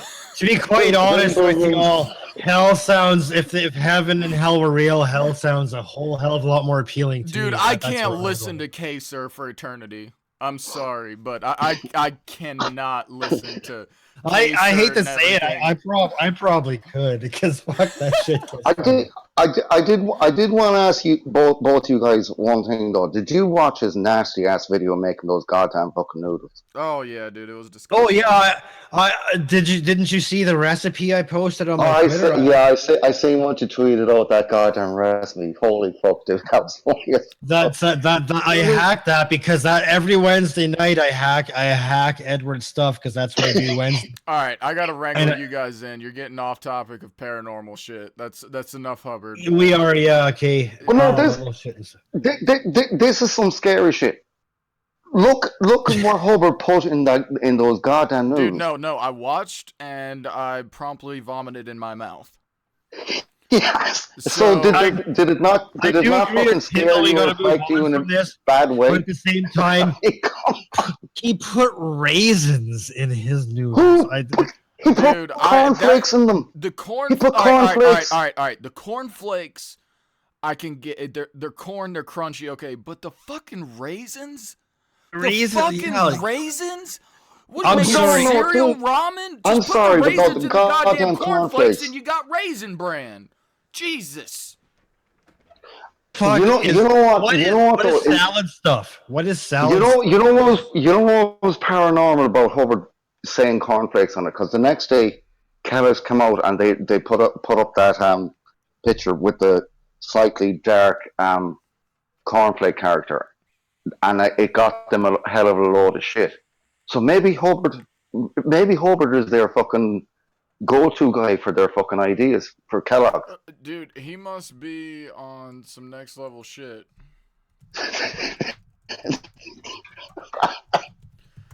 But anyway, you said you had a scary story. What's your scary story, Tyndall? I'm not telling my scary story until I hit 1,000 subs. You want my story, dude? Isn't my story worth 1,000 subs? My story's worth 100,000 subs. Fuck, my goddamn channel's worth 100,000 subs. God damn it, T, back me up, you motherfucker! Tyndall's story is worth it, but at the same time, me and him are in a race still to get to 1,000 first. So like, it's like, what are you at right now?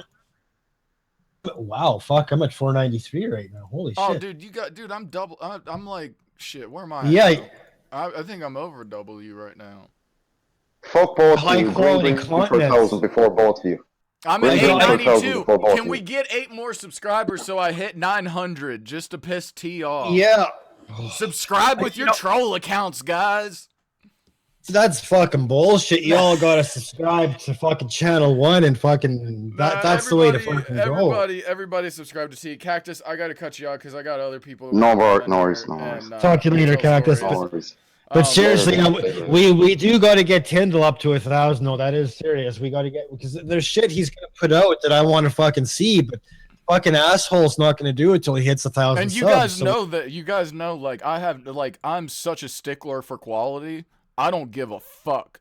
I do this show, and this is my YouTube shit, dude. Like, but this weekend, I know I promised you guys last weekend the studio's gonna get unveiled and all that shit, but I've got a lot of shit going on. But I think tomorrow I'm gonna shoot the video.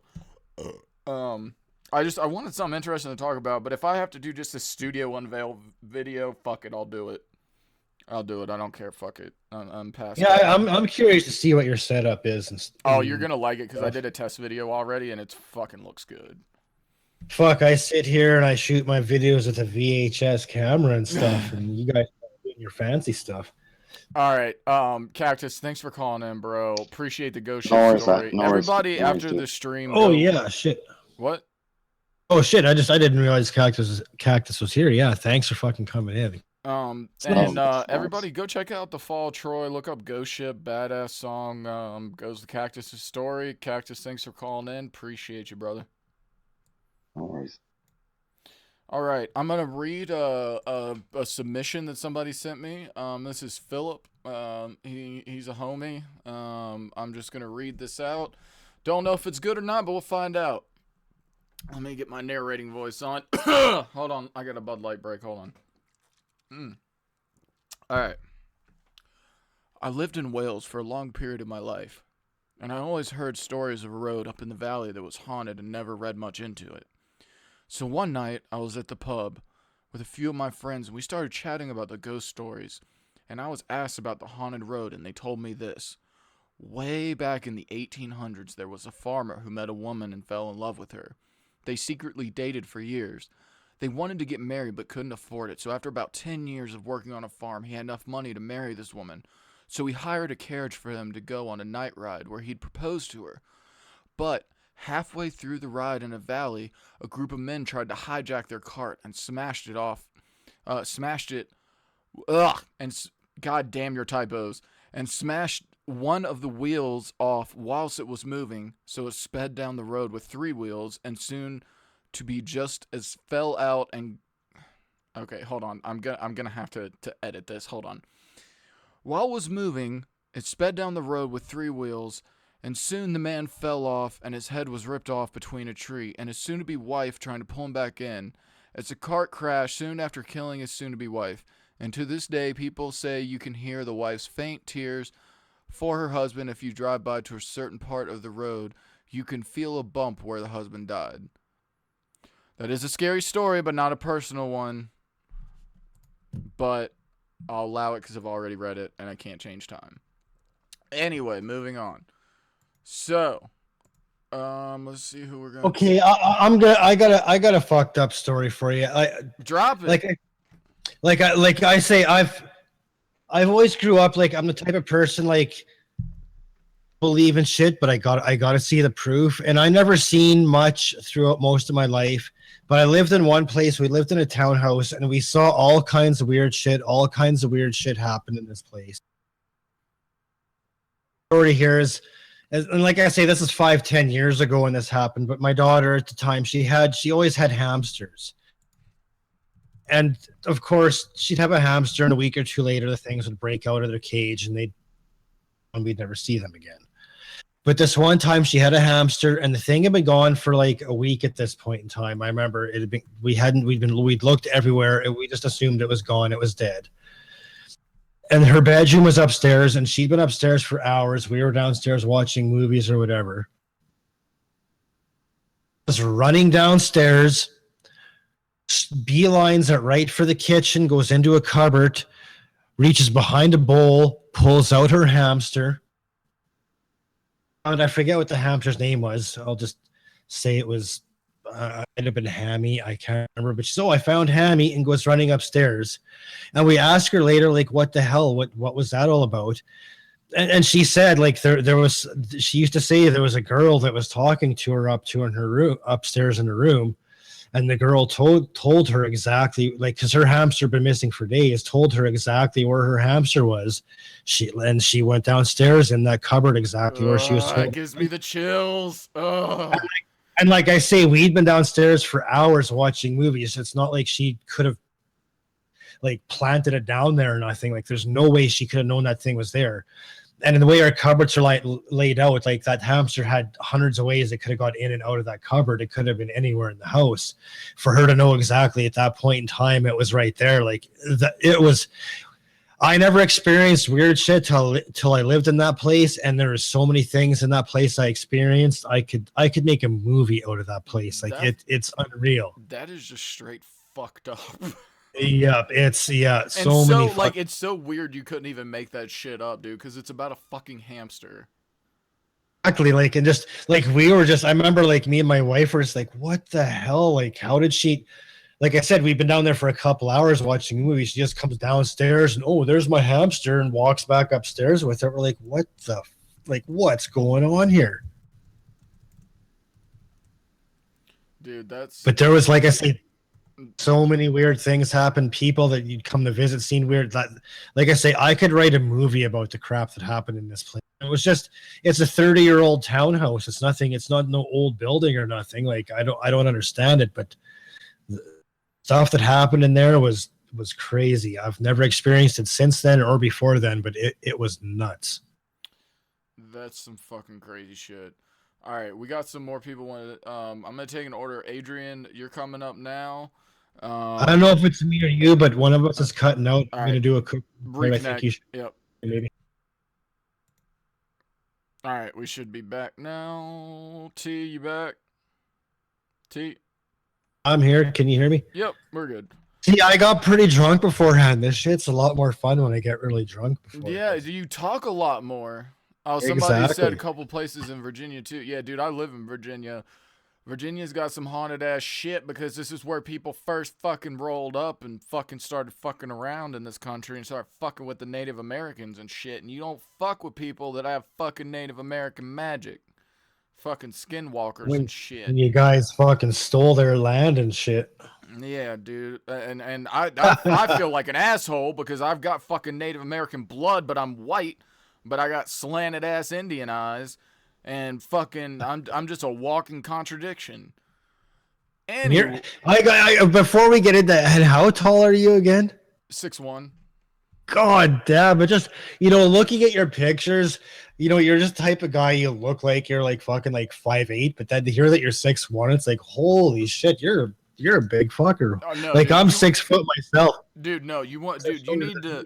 Did Hagy? Did I ever show you the picture of me carrying Hagy off the beach? I think I saw that. Yeah. I think we posted that in the group deal. But like, dude, I'm 6'1". Dude, Hagy's a giant. Like, that motherfucker is like straight up. He's like, I don't know if you guys ever watch Attack on Titan, but he's like a fucking titan, dude. Like, cause like I'm a big dude. I'm tall. Like I'm not like, jacked or fat or anything like that. Like I only weigh like $190. But I'm 6'1". But Hagy's like 6'4", 6'5", some shit like that. Like, he's just a goddamn monster. Yeah, I got a buddy that big too. It's like, yeah, they're just. I look like a dwarf next to him, but I'm tall. Yeah, that's how I feel. Because, like I say, like usually I'm pretty tall for who I'm hanging out with, and yeah, I got a buddy that's tall like Hagy, and well, he's a bouncer in a bar, and yeah, he's like 6'4", 6'5", something like that. And like it's like I feel like a midget standing beside the guy. Like it's unreal. All right, we're gonna take Adrian now. Chozo, you're up after that. Adrian, what's up? You are live. Cool. Hey, can you guys hear me? Yeah, what's up, brother? I can hear you. Yeah, I got this kind of. I don't know if it's scary for you guys, but it's. All right, well, hold on. First off, scary. you got an accent. Where the fuck you at? I'm from Ireland. Same as Cactus. God, dude, we got all these motherfuckers in Europe that love us, man. Like, see, I was saying in the group chat earlier, like, you guys should fucking come to Ireland. You have so many fans in Ireland. It's crazy. What is it? Do you guys just like? Is it just like there's like everybody in Ireland just shares videos with each other, and you guys just all like us? Like, I don't get it. I don't know. I think we just kind of like appreciate Hagy's attitude, because I think Irish people are just like if we what we say about you, like we'll say what we think about you. We don't give a fuck. Well, yeah, you're angry drunks. I have a lot of Irish blood in me. Well, I'm an angry drunk too. Like, I mean, well, all of you all in Ireland, remember on St. Patrick's Day, that's also my birthday, so you can have a drink and. Yeah, you're basically Irish tea, so. But I try. yeah, no, this story. I don't know if it's scary for you guys, but it's really scary for me because I think I think it's about 3 months ago. My grandmother died, and I'm sorry to it was hear kind of that, bro. no, it's cool. The thing is, I wasn't really that upset by it because it was one of the things where she was like 96 and she had like a really good life and she was like she didn't like suffer or anything. Well, So I was kind of like, yeah, it's cool. that's good. Yeah, because like when someone like lives their life kind of fully, you're like, it's actually okay. It's Yeah, not like that I sad. mean, there sometimes people are just ready to go. Yeah, exactly. I remember someone said like, "Oh, would it be amazing if you got to 100?" She's like, "I don't want to get to 100. Like, I'm just kind of done. Like, do you know what I mean?" Yeah. I can. Some people kind of like understand, but Yeah. anyway, like we went to the funeral and all that shit. We went to the house. I went to everything, and the next day I kind of woke. I was like, or sorry, that night I went to bed and I kind of had a dream, and it's just like yours, Tyndall, which is weird because I just kind of had a dream, but she was just sitting there in a chair, like knitting, Mm-hmm. like crochet. And I was just like, it was kind of like you. She was just kind of like happy, if that makes it. You kind of like, I Yeah, don't know. that's the God. You're giving me chills, dude. That's exactly how it was for me. It was just like there was nothing said, but Exactly. you could get everything from just the expression. You It know? was we weren't like nobody was like nobody was talking, but it was kind of the atmosphere. You were like, okay, I kind of understand. She's happy. She's fucking gone. Like It was she's like like, saying she's gonna, goodbye. yeah, It's like exactly. I'm It literally, I'm moving on. but nobody said anything. It was just Yeah, kind of the atmosphere. You got it from the atmosphere.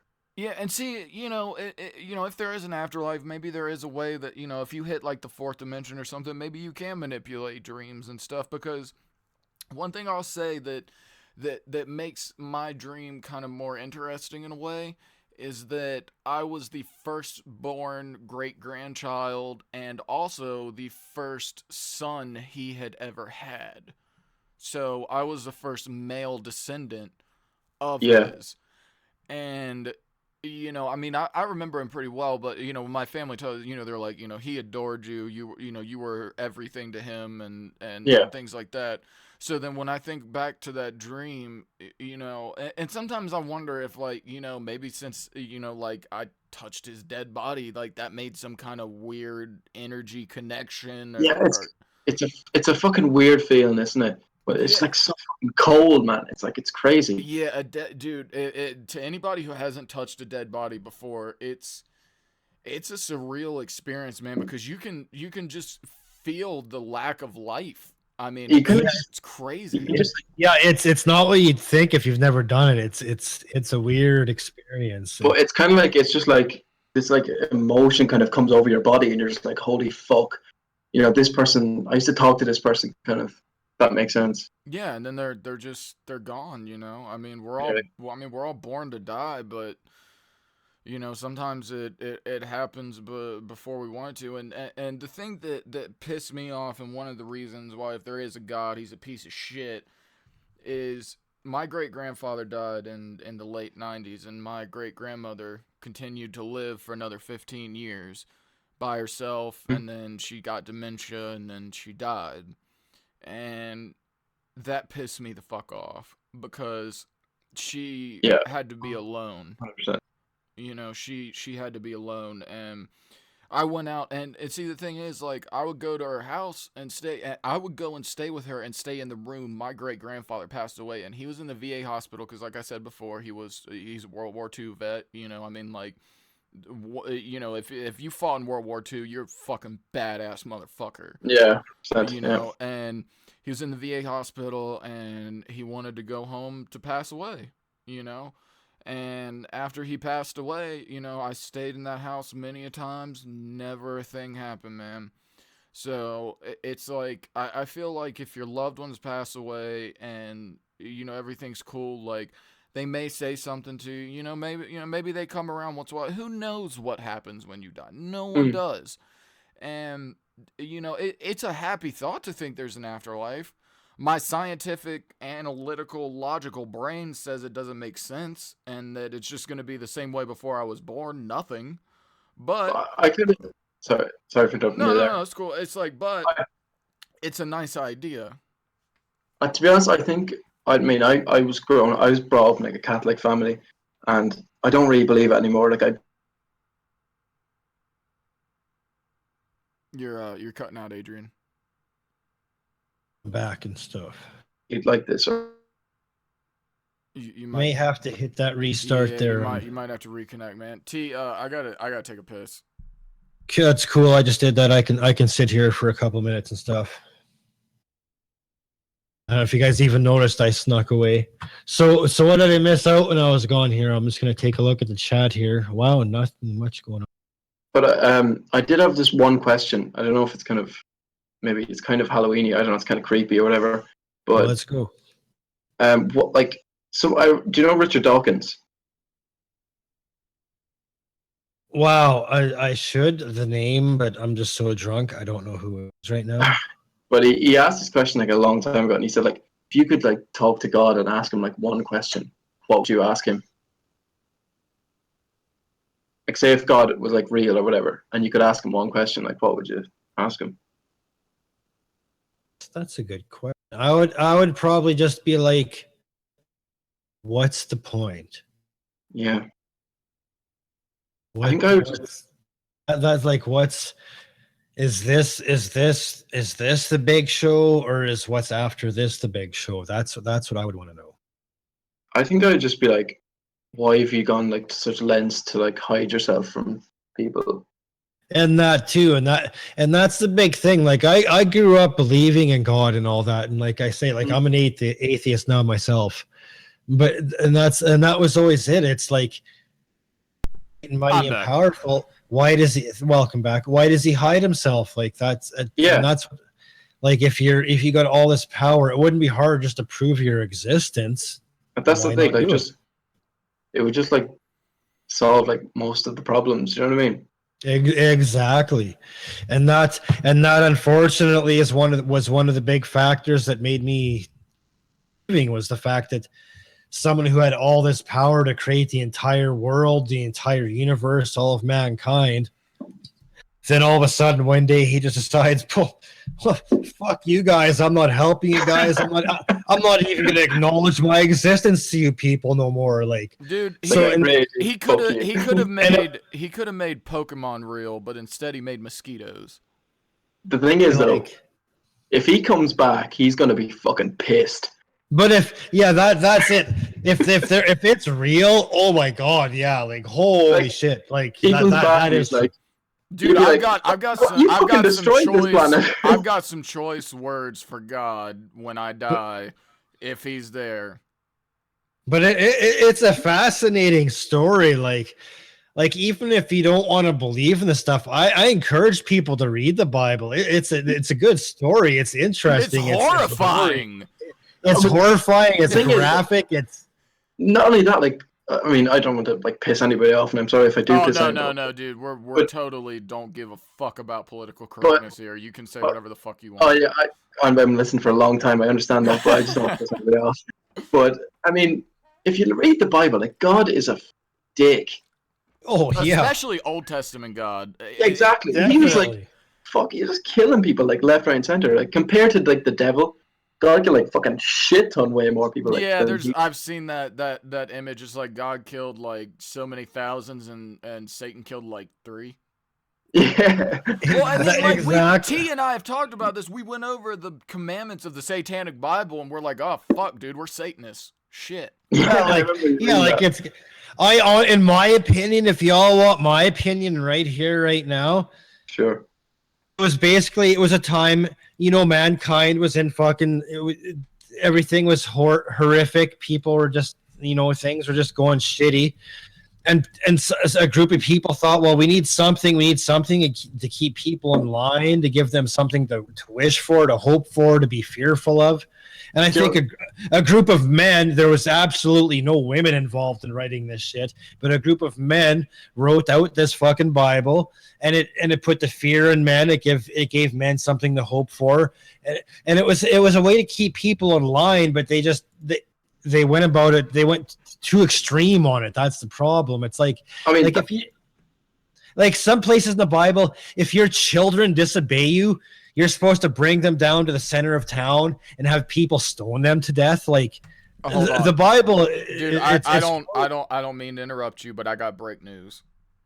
Oh shit! fake news. Ding, 900 subscribers. Well, congratulations, bro. Right on. I'm just sitting there at 493. I'm just saying, you guys, we're, you know. we're gonna get you next, T. T's a little jealous. T God damn. is a jelly donut. Do you know what it is? Tyndall's sitting there with his neck beard, and I got a man beard, and he's got more No, subs than me. I'm just actually, you're saying. gonna see, dude. I am clean cut as a motherfucker right now. Like you're gonna see. So when I you're post a video. so you're a little preppy bitch is what you're saying. No, I'm a professional. T's got a sweet beard. He's got a nice T beard. does have a sweet beard, but Miranda won't let me have a beard like that. So I gotta take what I can get, man. See, that's where I lucked out. My wife's like, yeah, I like beards. You should grow a beard. And for me, it was like, wow, I've wanted to grow a beard for years. Now I finally got an excuse to try it, and it was like, it just worked out good for all. T looks like a fucking biker, man. I get that. You know, there was one night we walked into a bar one night, and like I don't go to bars much. I don't like to drink much other than like on this show. And we walk into the bar, and literally we had the staff come up to us and be like, excuse me, but we're not going to have no problems in here. We don't want to have no biker brawls or anything like that. And everyone just looks at them like, are you guys fucking serious? Like, because like in real life, I'm like the nicest guy in the world. I'm not going to be starting no fights. Like I'm a friendly fucking guy. And for them to, to have the whole staff come up and be like, oh, we're not going to have no biker brawls in here, are we? And everyone's just like, God, you guys are just nuts just because I got a beard and a leather jacket. I'm a biker. Like, what the hell? You do have that look, no offense, though. Yeah, you know when you walk through a He's mall, a big old sweetheart, though. He's but you a know when big you walk, old sweetie. You know when you walk through a mall and you got all those people with the kiosks, they're like, oh, here, do you want to test this? Do you want to test that? You know those really annoying people in the malls that do that? Yeah, like spray the perfume on you and shit. That's the best thing about looking like me is you just kind of look at them and just kind of glare at them and they want nothing to fucking do with me. I can walk through the mall generally and none of them will even fucking approach me anymore. Just get scared. Whereas 10 years ago, before I started growing this beard and shit, fuck, like I couldn't take 10 steps without them. Oh, check this out, check this out. And now it's like they're like, just keep on walking, buddy, keep on walking. Yeah, fucking annoying though. All right, we've got Adrian. Thanks for calling in. Sorry if I distracted a little bit, but yeah, thanks for coming on. Yeah, it was really awesome to fucking come in. I've been fan of the show for a long time. Hold on, let me do you a favor and make you verified. Cheers, bro. Thanks very much. All right, man. Thanks for calling in. I want to touch on something real quick, and then we're gonna let Chozo come in and tell his story. So when you were talking about that whole flipping around in the tent shit, yeah, that reminded me of two experiences that I've had. The first was when I was probably like, I don't know, I might have been 12.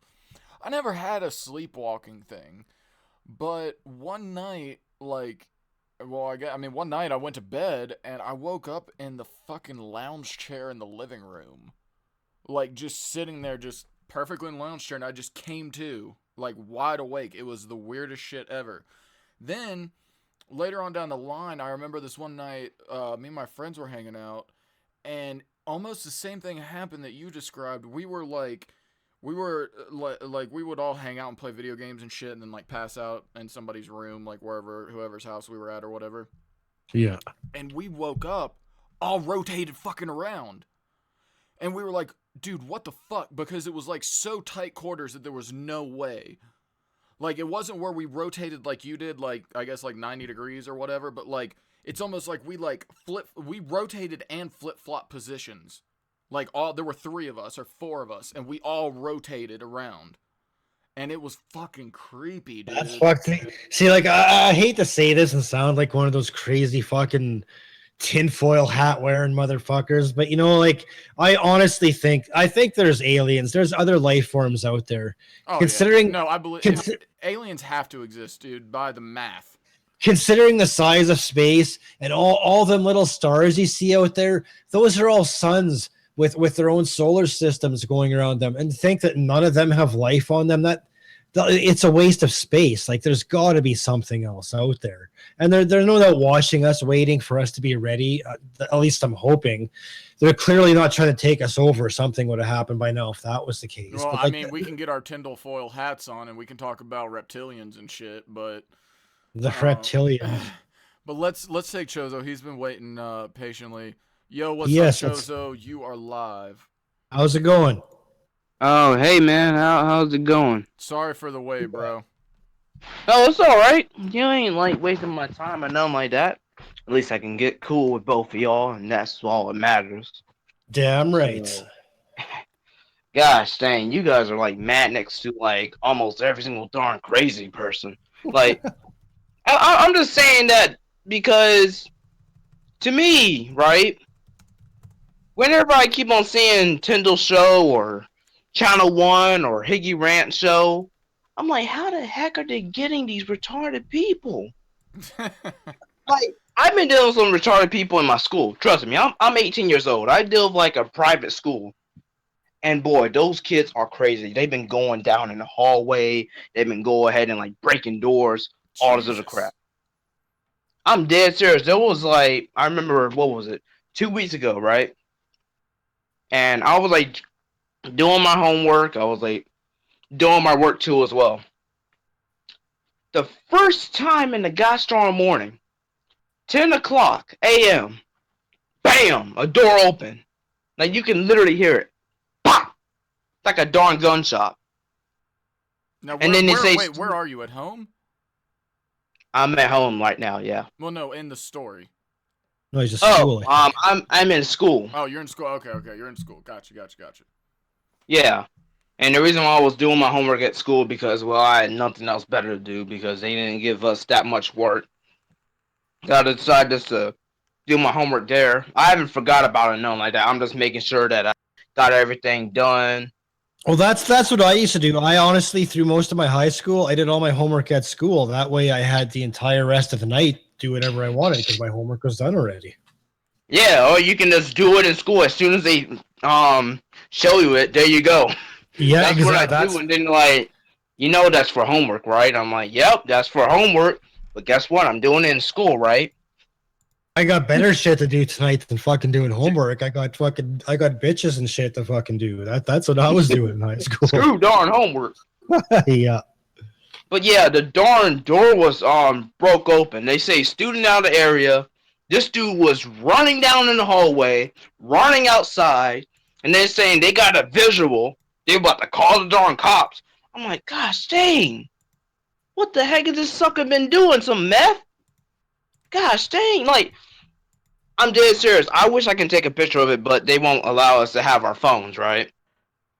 So I wish that I had like a spy pen or a spy glasses, whatever, so I can take the picture and actually show it in the Discord chat.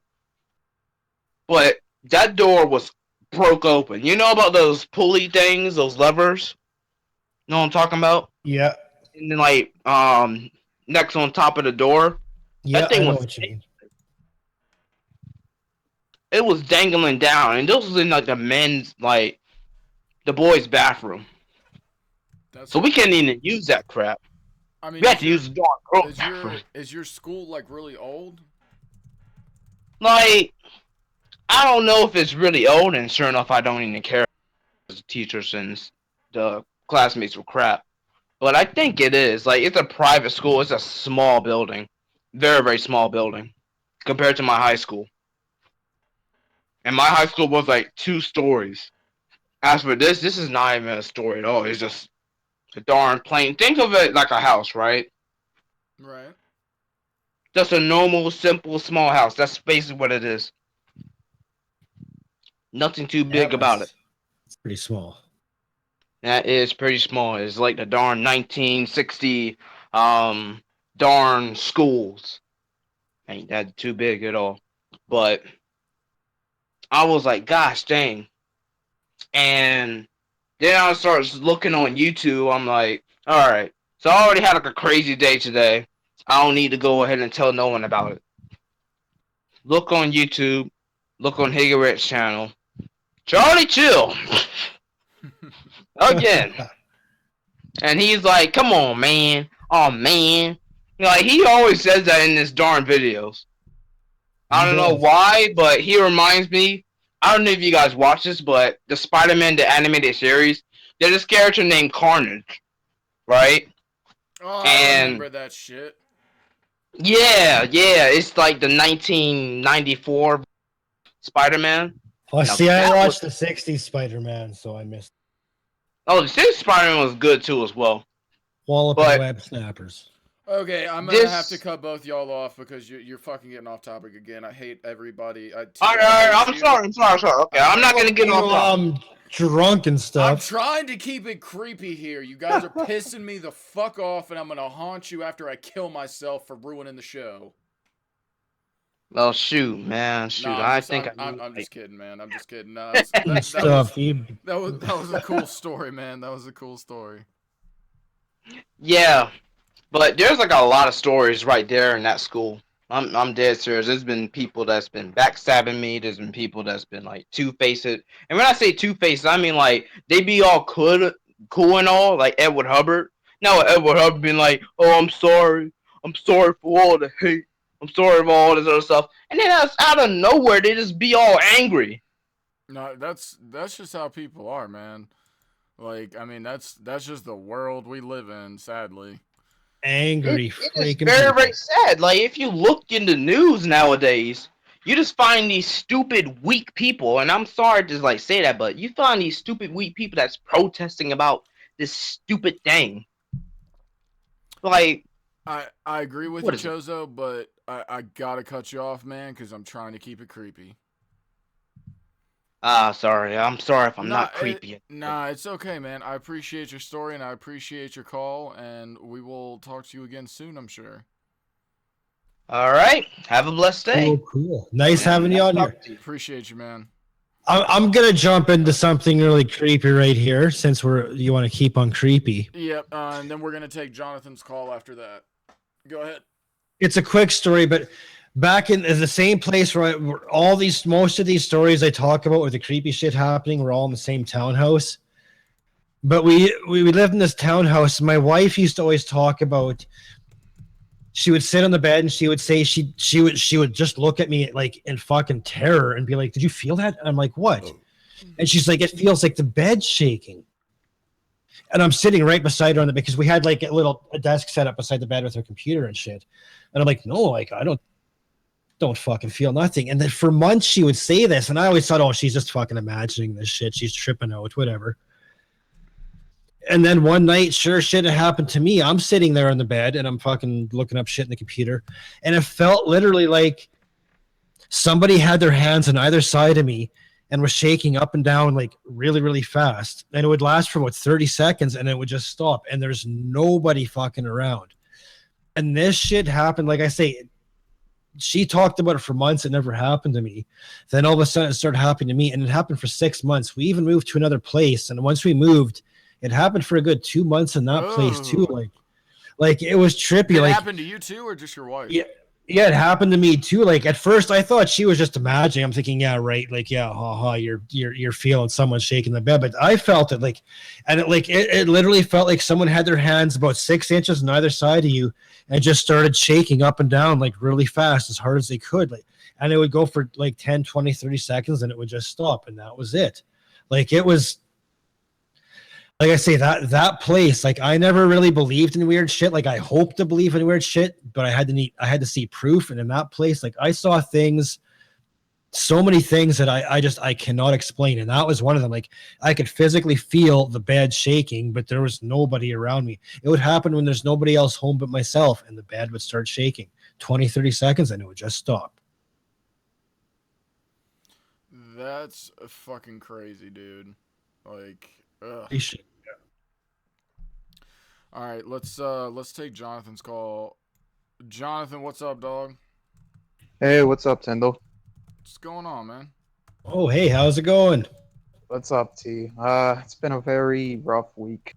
Very rough week. Yesterday I sadly lost a family member. Oh, that's man, rough. I'm sorry, brother.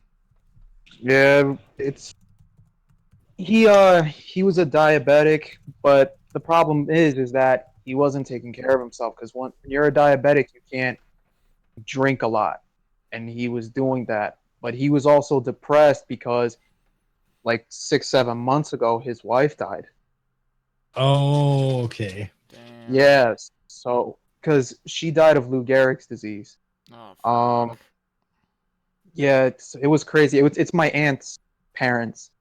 So she gets sick, she dies, and he gets severely depressed, and he pretty much gave up on life, and then he died. He passed away yesterday. And what's crazy, since we're on the topic of creepy stuff, I spoke to my grandmother yesterday on the phone, and she was saying that for some reason, because she knew he was in the hospital, she kept saying for some reason she just kept seeing his wife like in her head, just sitting next to him, taking his hand, like grabbing him by his hand.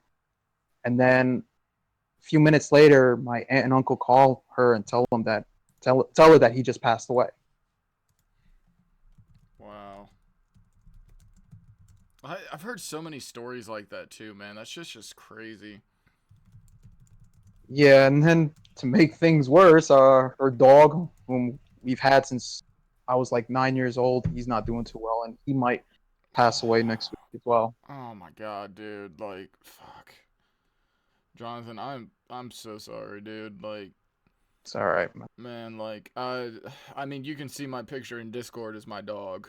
Like, you know, Yeah, man. that's but the thing that you got to remember, and the only thing that really like tears me up is like thinking about how short my dog's lifespan is compared to mine. Mhm. And it's one of those things that you just have to know that you gave them a great life. They weren't locked up in the pound. They weren't, they didn't go without. They weren't. Have you ever seen? Have you ever heard the story of Hachiko? No, I haven't. You should check out this movie called Hachi. It's an English or an American adaptation to the Japanese story of Hachiko, which I'll throw to everybody right now real quick. Non-paranormal related, but I'm gonna tell it anyway. So there was a Japanese man in like the 1920s. He was a professor at the University of Tokyo. Every day he had to ride a train to get to the university, and he ride a train to get back. One day he Mhm. comes back and he finds this puppy, and he can't find who the owner is. It just kind of seemed to come out of nowhere. So he ended up taking the puppy, and it became his dog. He named it Hachiko, and every day when he would walk to the train station, Hachi would come with him. And then he would go back home while the professor went, and every day he knew what time the professor's train would arrive, and he would go to the train station, and he'd be sitting there waiting for the professor. And this went on for a long time. I mean, and Hachiko was an Akita Inu, a relative of the Shiba Inu, but the Akita Inus were bred for war. They were war dogs, and they were bred to be extremely loyal. Mhm. That's what they were bred for. So one day, fucking, he gets on the train, and he goes to university, and he has an aneurysm, and he dies. Um, Oh, and so Hachi was waiting for him at the train station. He never came. Well, Hachi continued to go to the train station at the same time every single day for the rest of his life, which ended up being 9 years. And wow. now, if you go to that train station, it's the I suck at Japanese, Shinubaya or something like that, station. They have a statue of him. And, he kind of became like a celebrity. And it just goes to show, your dog's really, there's a lot of like argument on whether dogs really love their owners or not, but I'm pretty convinced that they do. And Oh yeah, they do. that's just a quick side note. You guys can go check out the movie. It's got like Richard Gere in it and shit, but not a bad movie. Depressing as fuck if you love dogs, but it's one of my favorite stories because it's just like, just the loyalty. Like, loyalty is one of the most important things to me, is how loyal the people and the animals are to you that are in your life. It's true. But sorry for getting super off topic, guys. Jonathan, thanks for calling in, man. You got anything else you want to say? That'll be pretty much it. I just wanted to call in and say what's up to you guys. It's always good talking to you. Well, Cool. Nice hearing from you, man. I like stay- hearing from you. stay strong, brother. And if you need anything, hit me up on Twitter. I got you. All right, thanks for calling in, brother. All right, JT motherfucking Hiskey. What's up? Holy motherfucking shit! We got a celebrity in the house. It's been a long time, so. Dude, what the fuck is up with you, dude? What's going on, man? Did you drop your new video? Yeah, I just posted it, so we Shit, good. I'm gonna go watch that right after this is done. Watch that shit, motherfucker. Dude, you already know I will, man. Dude, so how you been, Hell brother? yeah. I've been good, dude. How about you? Dude, been doing great, man. Doing great. Yeah. What the hell is happening on the show right now? Well, we had Isaac on here earlier, roasting motherfuckers. Hey, Now we're just fucking sitting here because fucking Hydro fucking passed out or something. I mean, dude, it's a Halloween show. This is my whole plan, was to do creepy shit at the end, and he fucking gets drunk and passes out. Halloween, bitches. I'm right. Holy shit. Yo, so JT. Yo. Hiskey. So what's up? When I drop my first song, if it's hot, you gonna collab with me? Yeah, sure. You got it, boy. Dude, have you heard my boy? Have you heard my boy making beats? Have you heard like our in between like break music? No, I've not. Oh yeah. I've heard it. I heard it on the TCB Freakout one. I haven't been listening in a long time because I've been really busy. I've been traveling, so. Yeah, you're all over the goddamn place. Yeah, it's been lit, but. Yeah, but Tindiil, you gotta outdo my song here, just in case anyone didn't see it there. Well, I just considering that I have chat. considering that I have like producers and ghostwriters and all that shit, I think I can do it. Considering I did it myself in my bedroom, and I don't even like rap music. Right. It's good. I think it's worth checking out. It's called #Who, and it's ragging on trolls online, and Tindiil's got to step up. No, I'm feeling it. I'm feeling it. I'm feeling it. T is solid. T is solid. Well, it's not me. It's a guy I know named DJ T-Bag that did it. It's not actually. I'm not dropping my track till the music video's done. Like everything's cut. Like my track is coming out with the video. Like hell yeah. Like that's how I do. I've got everything planned out. The beat's already made. I've got part of the bars down. I just got to get with one of my homies here and then get the shit to my fucking dude mixing shit. Then I got to film the video, edit the shit. It's coming, dude. JT is gonna be fire, and I'm gonna hold you two fucking collabing with me. It's gonna be flames. Okay, I'm ready for it. So, dude, it's gonna be lit, man. I'm super ready. I might have to send you like a little like preview at some point. Let's do it. Yeah, just hit me up. You have my number, so. Dude, beat is hot, man. Yeah, sorry Hagy's not here, dude. You always show up at the most random times. Like, you just pop in out of nowhere, just like fucking Santa Claus or some shit. He tells me to call in and shit, and the fucking moments I tell to call in, there's like always mayhem. Like, I don't know, man. Like every fucking time. JT Hiskey, dude. If you fucking are like, hey, I want to call in, dude, we're gonna get you in. Well, he told me to call in 3 hours ago, and I just totally forgot because I've been busy at my radio station. So I don't know, dude. So what? Like, do you work for the radio station? Like, yeah, I'm a radio host. Gotcha. That's cool. Yeah, so it's been fun. I've met a lot of cool people. So. No, yeah, I know you had, dude. Like, fucking Hagy sends me pictures, like when you fucking met Steve-O and shit. Steve-O is funny as fuck, dude. I like that guy. Like, he's hilarious. Fuck, he looks like he'd be awesome to hang out with. Yeah, he was really cool. I forgot I met him, to be honest, but yeah, he was really cool. God damn, you met so many fucking famous people. You fucking forgot. Yeah, like yeah. How do you forget you met Steve? Like yeah, you know It's you're like, oh doing yeah, good. I met when that guy. I met that when you guy. brought that up, I'm just like, oh yeah, that time. Oh, Well, I mean, good. I've seen you with, I've seen the picture of you with our Lord and Savior Riff. Oh You yeah, know? Riff Raff. Yeah, I haven't heard from him in a long time, but Well, we were fucking with him on Twitter, and then like he followed me and followed Hagy and like all this shit. It was really random, but it might have been fucking DJ Afterthought because he runs all his shit. Who knows? oh yeah, well I don't know. He's talked to me. I told him about the cocaine story of my ex girlfriend. He was like talking to me and shit. I don't know. So Dude, you need to holler at Riff. Like we've been trying, dude. I don't know if Hagy did he tell you he emailed him? no, He got a response from fucking DJ Afterthought. really. Yeah, dude, because we want, dude. I mean, it would. I mean, dude, we can end the show if he comes on. Like, I'm done. Once we get Yeah, Riff right. on, I'm done. Like, Right. I mean, it's, I'm interviewing a band called CKY tomorrow. Do you know who they are? fuck yeah, I know CKY is. Yeah, dude, I'm so fucking excited, bro. I get to talk to Jess Majura, dude. I'm God so damn, excited. dude. JT, you got it going on, man. How did you get into the fucking radio shit, dude? Yeah, I don't that's even know. awesome.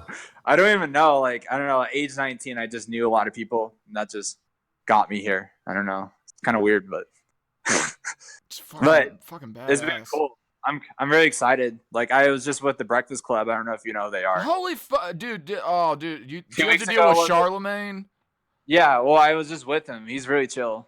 No, 3 weeks no, ago. he's not. Charlemagne is not. Yeah, he was. Nah. He was chill as fuck with me, man. Dude, I saw what he did to post. I saw what he did Yeah, to post. true. I mean, so True is that his job? Like, is he just a hater when he's on air? Pretty much. I mean, I don't want to expose him or anything, but yeah, he was not like that at all in person. So. Fucking Charlemagne, man. Hey, I got Yeah. you guys both beat. I saw Vanilla Ice in concert a couple months ago. Dun dun dun dun dun dun. CNC Music Factory, Salt and Pepper. It was actually a pretty cool fucking Did you show. ask him why he ripped off David Bowie and fucking Freddie Mercury? No, he was Vanilla too Ice busy is so spraying fun. water all over teenage girls to ask him anything. So Yeah, no, I saw Vanilla Ice once too, but it was kind of whack. So The- he had clowns and shit on stage, and I was like, "What is this motherfucker doing?"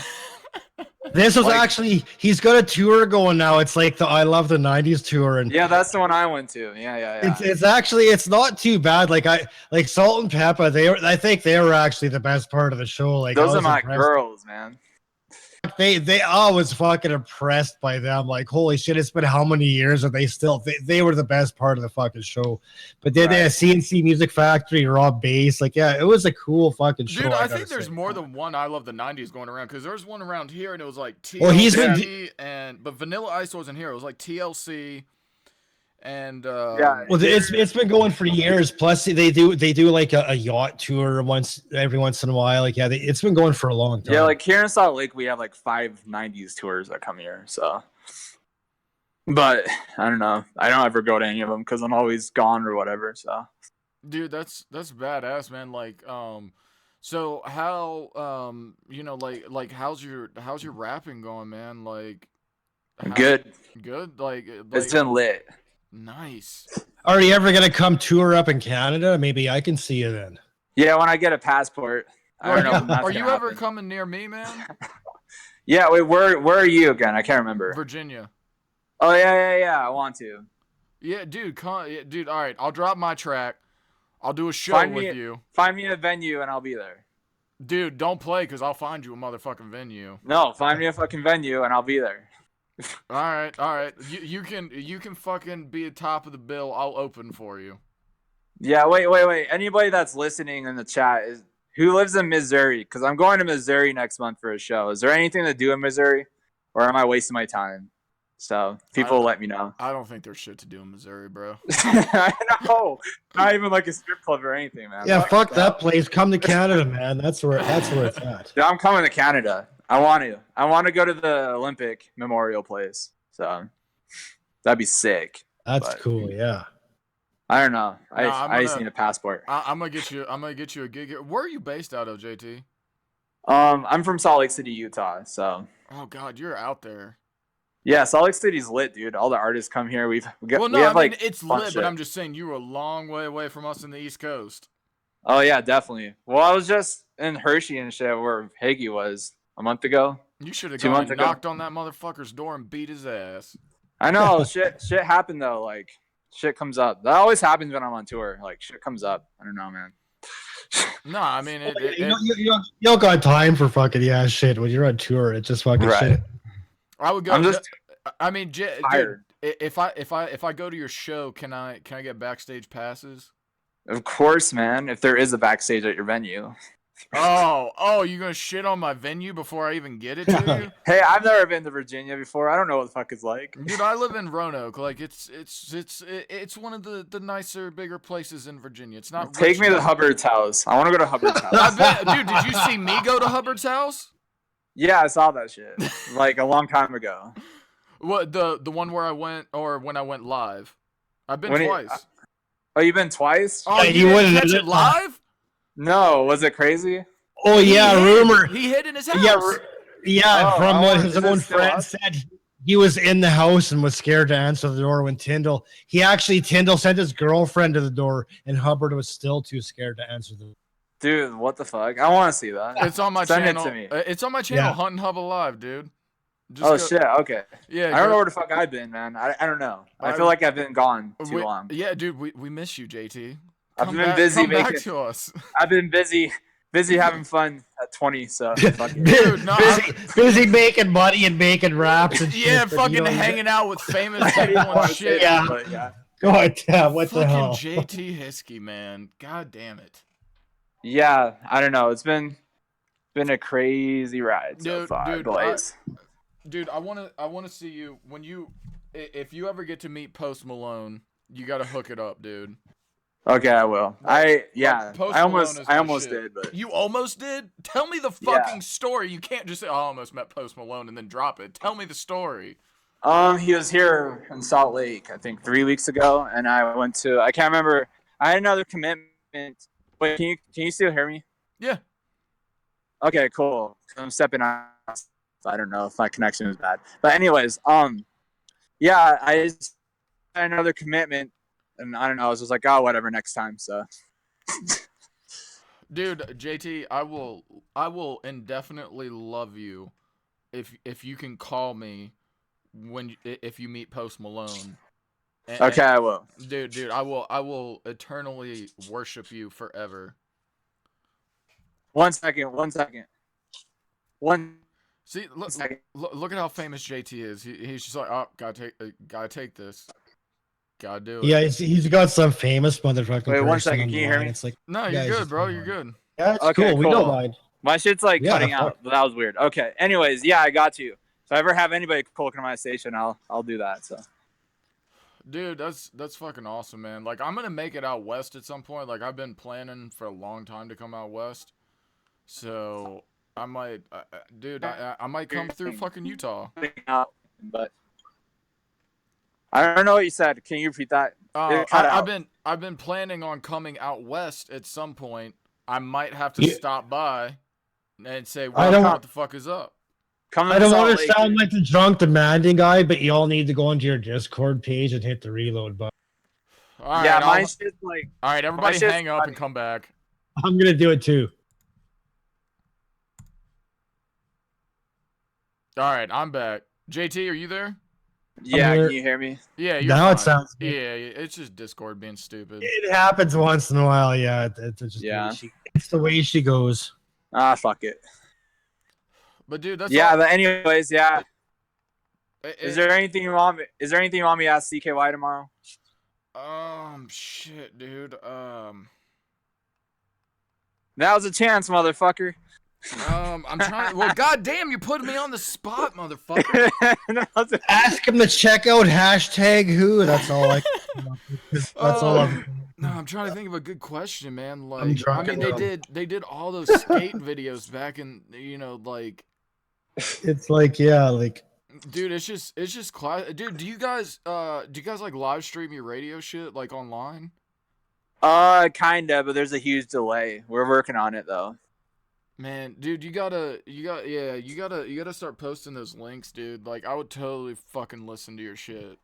You should. Yeah, we have like a lot of best ofs. I talk about the stupidest shit on the radio, but Yeah, I mean, like, makes but great that's radio though. Like, I would love to have your job, but I would get fired because I'd say fuck the first day. Like, I know. Yeah, yeah, I can totally see that. Like, see, that's why we do this, because See, once you have kids, you get really used to using the words frig instead of fuck and stuff like that. So I'd be good for something like that. It's friggin' just the way I friggin' do stuff. Look. Okay. Let me look, JT. If I ever make it out there, and you can get me on the radio, I swear to Christ, I will not say fuck. Okay, we'll see. We'll see. I'll keep that in mind. Just remember that my rap's better than the rap that the Tindiil hasn't even made yet. Oh, right. It's coming. It's coming, and then I'm gonna collab with JT, and then we're gonna go on a fucking world tour, and then we're gonna make a bunch of money, and I'm gonna buy some grills and a diamond chain, and that's how it's gonna go. I predict the future. I want a diamond, motherfucking. You live in Canada. You can't have diamonds. Can't have diamonds. No, they're illegal in Canada. On our mooses and fucking take diamonds in our igloos. That's okay. I just realized the show's been going on for like 4 hours. Has it really? Dude, I broke my old record was 5 hours, and I broke it like a month ago. I hit. Why don't you guys do like an all night stream? Like, well, from, like, my next one. Well, I'm the only one that breaks the records here, Hisky. All right. I'm just barely. I'm barely halfway through my rye, so I'm good to go. For last time, dude, that when I set the last record at 7.5 hours, Hagy passed out on me. T left. T gets all the way to the bar, gets on his phone, and he's like, "Holy fuck, you're still live." Yeah, it's like every time I check the phone, it's like, "Fuck, he's still fucking going." I had to do a 4-hour radio show every morning, man. See, it's like, I have to do it. Dude, see, I'm a machine for this shit, dude. Like, if you don't like it, I'll take your place. I have no problem. It wouldn't be I have to be like, yeah, I get to do a 4-hour radio show every morning. Well, you're busy sweeping streets, man. You can't be doing radio. Right. Hey, I'm pushing carts at Target, JT. Are you really? Oh, dude, come on, man. Come on. No, it's funny because I could totally see it. Like, no offense. What the fuck? Are you? I don't know why. I could just. JT, are you roasting me, dude? You're like the nicest guy on the fucking planet, the raddest rapper alive, and I'm getting roasted by you. What the fuck is this shit? I can picture Tindiil as one of them guys, and like, I don't know, do you guys got like Target or Best Buy and shit? It's like lagging like fuck. Hang up and call back in. It's because you got a potato. I thought you're a famous guy. Can't you afford better than a potato? Okay. JT, just hang up, reconnect. I'll bring you back in. I'm gonna reconnect too, because who knows? You're fine. It's JT and his potato. I promise. Cool. Wow, I'm surprised. That's awesome, but he fucking called it. Holy fucking shit! It's been a good show, man. It has been fucking. It's been a lit fucking show. Show fucking passing out and stuff. Oh. Yeah, it looks like JT's dead. Poor Hisky, man. Well, if Hisky's dead, and we've been live for over 3.5 hours, let's see something real quick. I just want to see one thing here real quick. Oh, 901 subs. Come on, Channel 01. You gotta get it together, dude. I got you listed under my dudes. I'm at 493. I got the live counter going here. God damn, 493. That's a high though. I've never hit 493 before. We'll get you there. We'll get you there, dude. Well, see, here's the thing, man. Like, we get real subs. We don't buy. Exactly.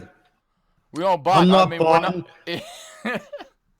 Begging people for subs. If you like my shit, you're sub to it. And I'm sure there's a couple haters in there. I know I got a little loser stalker with probably probably 5 or 10 accounts, so those are probably his. But the rest of those are all actual legitimate fans, and that's what's cool.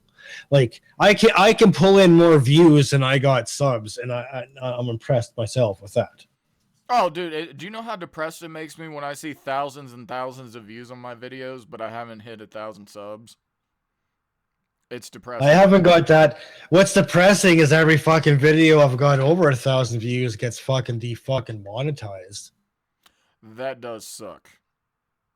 I've told you about this, but the people out there listening, I didn't even put the video up. I fucking deleted the crap.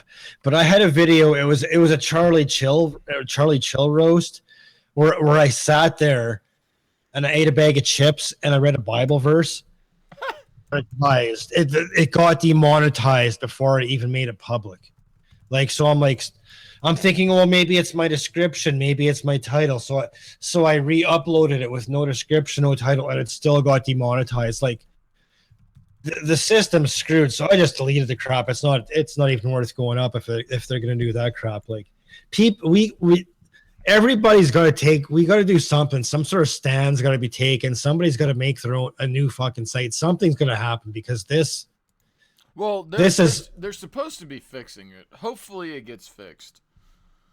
I hope so, because I don't know if I can tell right now if this has been demonetized or not. I don't think it has. And the fucked thing that a lot of people don't realize is with these videos that get demonetized, and it's all on an automated system. Then you click the thing for review. They won't review it unless you've got 1,000 views, which a lot of people understand. But it's also what people don't realize is it's got to be 1,000 views within 7 days. If you can't get 1,000 views within 7 days, and if you they're not live reviewing stream, it. everybody's already watched your shit by then. Yeah, yeah. It's basically like I've got videos. Like I got a Budweiser video where I kind of, the old Budweiser frogs doing Budweiser. That it's nothing but the word Budweiser, and that got demonetized. It's not suitable. Like, what is Budweiser not in a fucking acceptable fucking word? Like, then you got people like Charlie Chill uploading fucking porn left and right, but their channels are fucking good to go. But I can't upload a video saying the word Budweiser or the word crap, and it gets demonetized, or the word dead. Hopefully, it's all gonna get fixed. We'll see what happens, but I hope so, because it's depressing, really. It's like it's time for I hate to say it, but somebody it has to be somebody big, like someone like hint Keemstar, hint Boogie, someone like that who's got a real well-known name. They need to start their own video sharing site. That's what needs to happen. I think it would have to be PewDiePie, honestly. Or PewDiePie. It would have to be somebody at that level. You got to be 10 million plus to even get that close. But even his views are shit compared to his subs. Well, that's just because I'm sorry, but PewDiePie's videos suck. I never heard of this guy until like last year. Well, and I checked out his site, and some are okay. Some are good. It's funny. It's good. I'm not gonna say that his channel's shit, but it ain't fucking like how many subs does he have? How many views does he have? It ain't that fucking good. Like it boggles my mind. He's getting millions of views. What's he got? Like 10 million subs. Oh, you want to get really pissed? Go check out one of his live streams where he's got 10,000 people watching and constantly giving him super chats. Yeah, like it blows my mind. Like. And there's people out there like I hate to fucking try to toot our own horn, but like our fucking shit, like we're putting more into our shit into our channels than what he's doing into his shit, and we're not getting sweet fuck all for videos. Like even Pickle Boy, he's nothing compared to PewDiePie. Pickle Boy shit's 10 times better than what anything PewDiePie has put out. And his views are down too, dude. Everybody's views are down, but except for ours, really. Like, even though that we've moved the show over to my channel for now, we're still getting thousands, man. Actually, to be quite honest, I'm surprised our shit's not gone. Because, a lot of big name people, their shit's gone down quite a bit, whereas ours seems to be going up. It's slowly, but it is going up. Sometimes that's natural growth, though, dude. Like, we put on a weekly show on Friday, everybody knows that it's gonna go down, you know, and they're used to that. They look forward to it on Friday. They know that we're gonna get drunk and we're gonna bullshit and we're gonna entertain people. And I got to apologize now. A lot of people, like, I'm not putting up much of my channel right now, but that's because my system, I got an old ass operating system, and since YouTube took out the YouTube, that's what I use for editing my shit. I can't edit nothing right now. I'm waiting on. I got somebody sending me a new operating system, and once I get that up and going, I'll be good to go. And I'm going to be pumping out videos, 4 or 5 videos a week. But that's why I'm slacking right now. It's not because I'm lazy. It's because I cannot edit videos. I can just put up shitty ass, like what you've seen me put up in the last 2 weeks, because I can't edit. I record it on my phone and I just straight upload it. So Well, for the record, I'm lazy as fuck. that too, but just like I have no editor. Everything I'm doing is literally straight from my phone, straight to YouTube. See, I'm not even. I gotta get you on like real editing software and teach you all that shit, and then you can start New operating editing system, with, like, 'cause the tinfoil. The problem is I'm using fucking Vista, and nothing's fucking supporting Vista these days anymore. Yeah, So you gotta get up on that, man. and I just like I've got too much footage. Like I've got like $3,000 into this tower, so I can't justify just going buying a whole new computer. So I want to try to find like a Windows 7 would be boom. That would be perfect for what I've got set up here. And that's what I've got. I've got it. It's on the way. I'm just waiting on it. It should be 2 weeks, and stuff, guys. 2 weeks. And I'll be up and running again. So Well, if you have a problem getting a key, I can probably get you a key. honestly, now that I think of it, I don't know if I'm supposed to be saying it, but who's helping me get this out? I never even thought of that. Yeah, all he's got to send me is the key. I can download the freaking operating system and use the key. Yeah, you just install the operating system, and then it's gonna say you need to activate, and then you. Frick, am I ever dumb? It's done this shit. Yeah, that's all I need, and then I'll be up. And what do I know? I push carts at Target, dude. I don't know shit about. Well, I sweep anything. I sweep fucking streets and stuff, but since we're a little bit off topic of the scary shit in our channels too, wow, 34 people. Where the hell did you guys all go? But I've got a plan in my channel. I want to do a couple. Cover songs. I want to upload some covers, some music and shit. So I'd like some people to DM me, whatever. I'd like some suggestions for music you guys would like to hear. I'm gonna do some cover songs and shit like that. Well, I'm gonna say one thing. I'm considering doing. I wanted to do like daily videos, kind of based on current events, but I don't think the time schedule is gonna work as far as filming, editing, and getting the videos out. I'm one piece of equipment away from being able to live stream from my DSLR at 60 frames per second. Oh, fancy. Yeah, so I think I'm probably gonna go ahead and make that investment, and then just start doing doing my own live show, maybe a few times a week. We'll see how it goes. I still want to do videos. I still want to make cool shit, but I'm gonna try I'm gonna drop something this weekend because I just want you guys to see how badass the studio is. Even if I have nothing to say, I'll just be like, "Oh, here's the studio." Da da da da. But, well, yeah, I got a plan for a live show I want to start doing here in a couple weeks here. I'll probably do it on like Sundays because we do this show on Fridays and sometimes you do one on Saturdays. It'll just be like a small little show, but I got a guy I plan on bringing on, and all I can say is if I can get this guy. I remember you telling me about this. Yep. Yeah, if I can get this guy to play ball, man, it's gonna be a good show, and if it works out, I'll get him to come over onto this show, and it'll be. Oh Christ! Happy birthday, Nut Cobb! Happy birthday, T. Tell Nut Cobb happy birthday. Happy birthday, man! Fuck, how old do you turn here? 18 or what? Please lie if you're not 18 because I don't want to know if you're under 18 because you're not supposed to be here if you're under 18. So you're either 18 or older. We did tell Phil we were going to talk about aliens. I don't have much else to say about aliens other than I do have a tattoo of an alien. I don't know, but I gotta take a really quick break here. Let's shut this shit down. Let's shut it the fuck down. I want to go watch Stranger Things, man. But guys, we might be back this weekend. Who knows? Well, Hagy won't, but maybe T and I will. Maybe we'll do some TNT shit this weekend. Who knows? I might even start my show here this Sunday. I got to figure out. I don't understand. I got to figure out. I got to ask you, Tim, how to hook up this shit from Discord into freaking a YouTube video. But I mean, I can always like host it for you if need be. Oh, yeah, that all too, you have to so- give me is your stream key. well, that's cool. Yeah, And then because I got. But I can teach you if you want to learn. I can teach you. It's fine. Yeah, I want to learn that because I got a few things I got planned here that you guys might like. All right, guys. So we're gonna wrap it up here.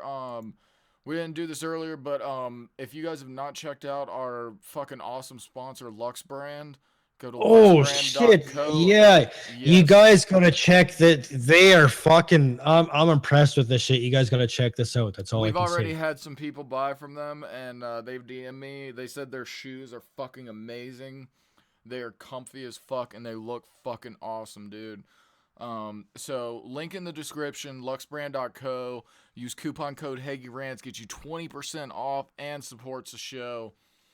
You can and if you love me, you can hit me up on Patreon. Link in the description. Cause I don't give a fuck. I have a Patreon. I don't give a fuck. So if you guys want to support us in that way, that's fine. If not, just watching the show supports us. Subscribing, liking, Exactly. commenting, especially after the live stream is over. Drop a comment.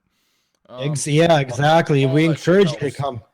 Just say that you like the show, whatever. Just come in and drop a comment after. Hell, it's- say you hate it. I don't give a fuck. Yeah, yeah.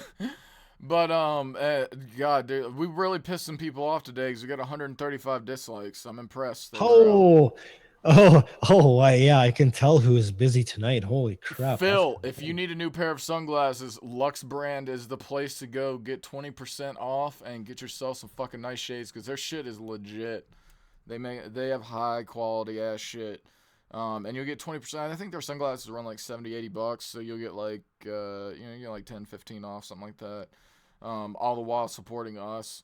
And if you guys do buy anything from Lux Brand, dude, send me pictures, tweet pictures. I will retweet you. Let me know, we've seen how their shoes are. I'm going to order some stuff here soon from them. And probably do like an unboxing video. Still working that out with like our contact there. But check them out, dude. Great sponsor. They're fucking awesome. They're like straight up legit, and it seriously helps the show if you guys buy stuff from them. And what isn't there like a word they got to put in like a HAGYRANTS. Hagy All you Ranch, gotta yeah, do is Hagy put Ranch. in HAGYRANTS, you get 20 fucking % off, man. There you go, guys. Fucking check. It's fucking cool. Like I'm personally not big on this buying shit online, but that's one of them cool sites where I make an exception. I mean, They they've got got some cool shit going. some dope shit, man. They've got some dope shit, and we got proof now that that their shit's dope, man. One of our fans hollered at me, sent me pictures of the shoes that he got, and he was like, "Dude, these things are fucking awesome." So check out our sponsor; they're badass. And guys, I hope you enjoyed this Halloween fucking edition of the Jeff Hagy Show. Sorry he fucking passed out on us, but I mean, that's how the Biggest show goes. bitch on the internet and stuff. I mean, it's a live show, I mean, what are you gonna do? You never know you never know what's gonna happen when it's live. You just never know. We had fucking JT Hiskey show up. Like, look at that shit. Yeah, I mean, dude, this has been one hell of a show, man. I'm super happy with it. I think everything was awesome. I think everybody got a good laugh. I think we got a good scare in with paranormal stories. We talked about some other shit. But guys, I'm gonna try to get a video up tomorrow, get you guys something, because I just want you to see like how good the setup looks with my camera and the lighting and the background and all that shit. So I'm gonna try to get that out to you guys tomorrow before I go out and party, because there's a bunch of mad parties tomorrow because it's Halloween weekend. So I might actually, you know what? I might live stream while I'm partying downtown. So if you guys are interested in seeing me live getting drunk at a bar, let me know. Because might happen. Might happen. I mean, T, you think that'd be cool? Like live stream drunk from a bar, Halloween party, I big th- ass I Halloween I party. think that would be a good idea. I think that could be entertaining. All right, I think I can work that out, guys. T, last words, last statements. I gotta fucking piss. Are we almost done? Fucking go piss. I'll talk to you tomorrow, you fucking bitch. Fuck you. Talk to you later. Talk Love to you guys to later. death, Thanks for you joining us. fucking asshole. All right, guys. I'm TINDIIL. I love you guys all. Thank you so much for 900 subscribers. Check out fucking T. Check out Green Dream. Check out Hagy, since we're not on his channel, even though that's probably why you're here. Check out fucking Isaac. Check out JT Hiskey. Check out fucking Easy Marley, who's providing us the fucking sick ass, fucking dope ass beats. And I will probably see you guys tomorrow. Good night and peace out.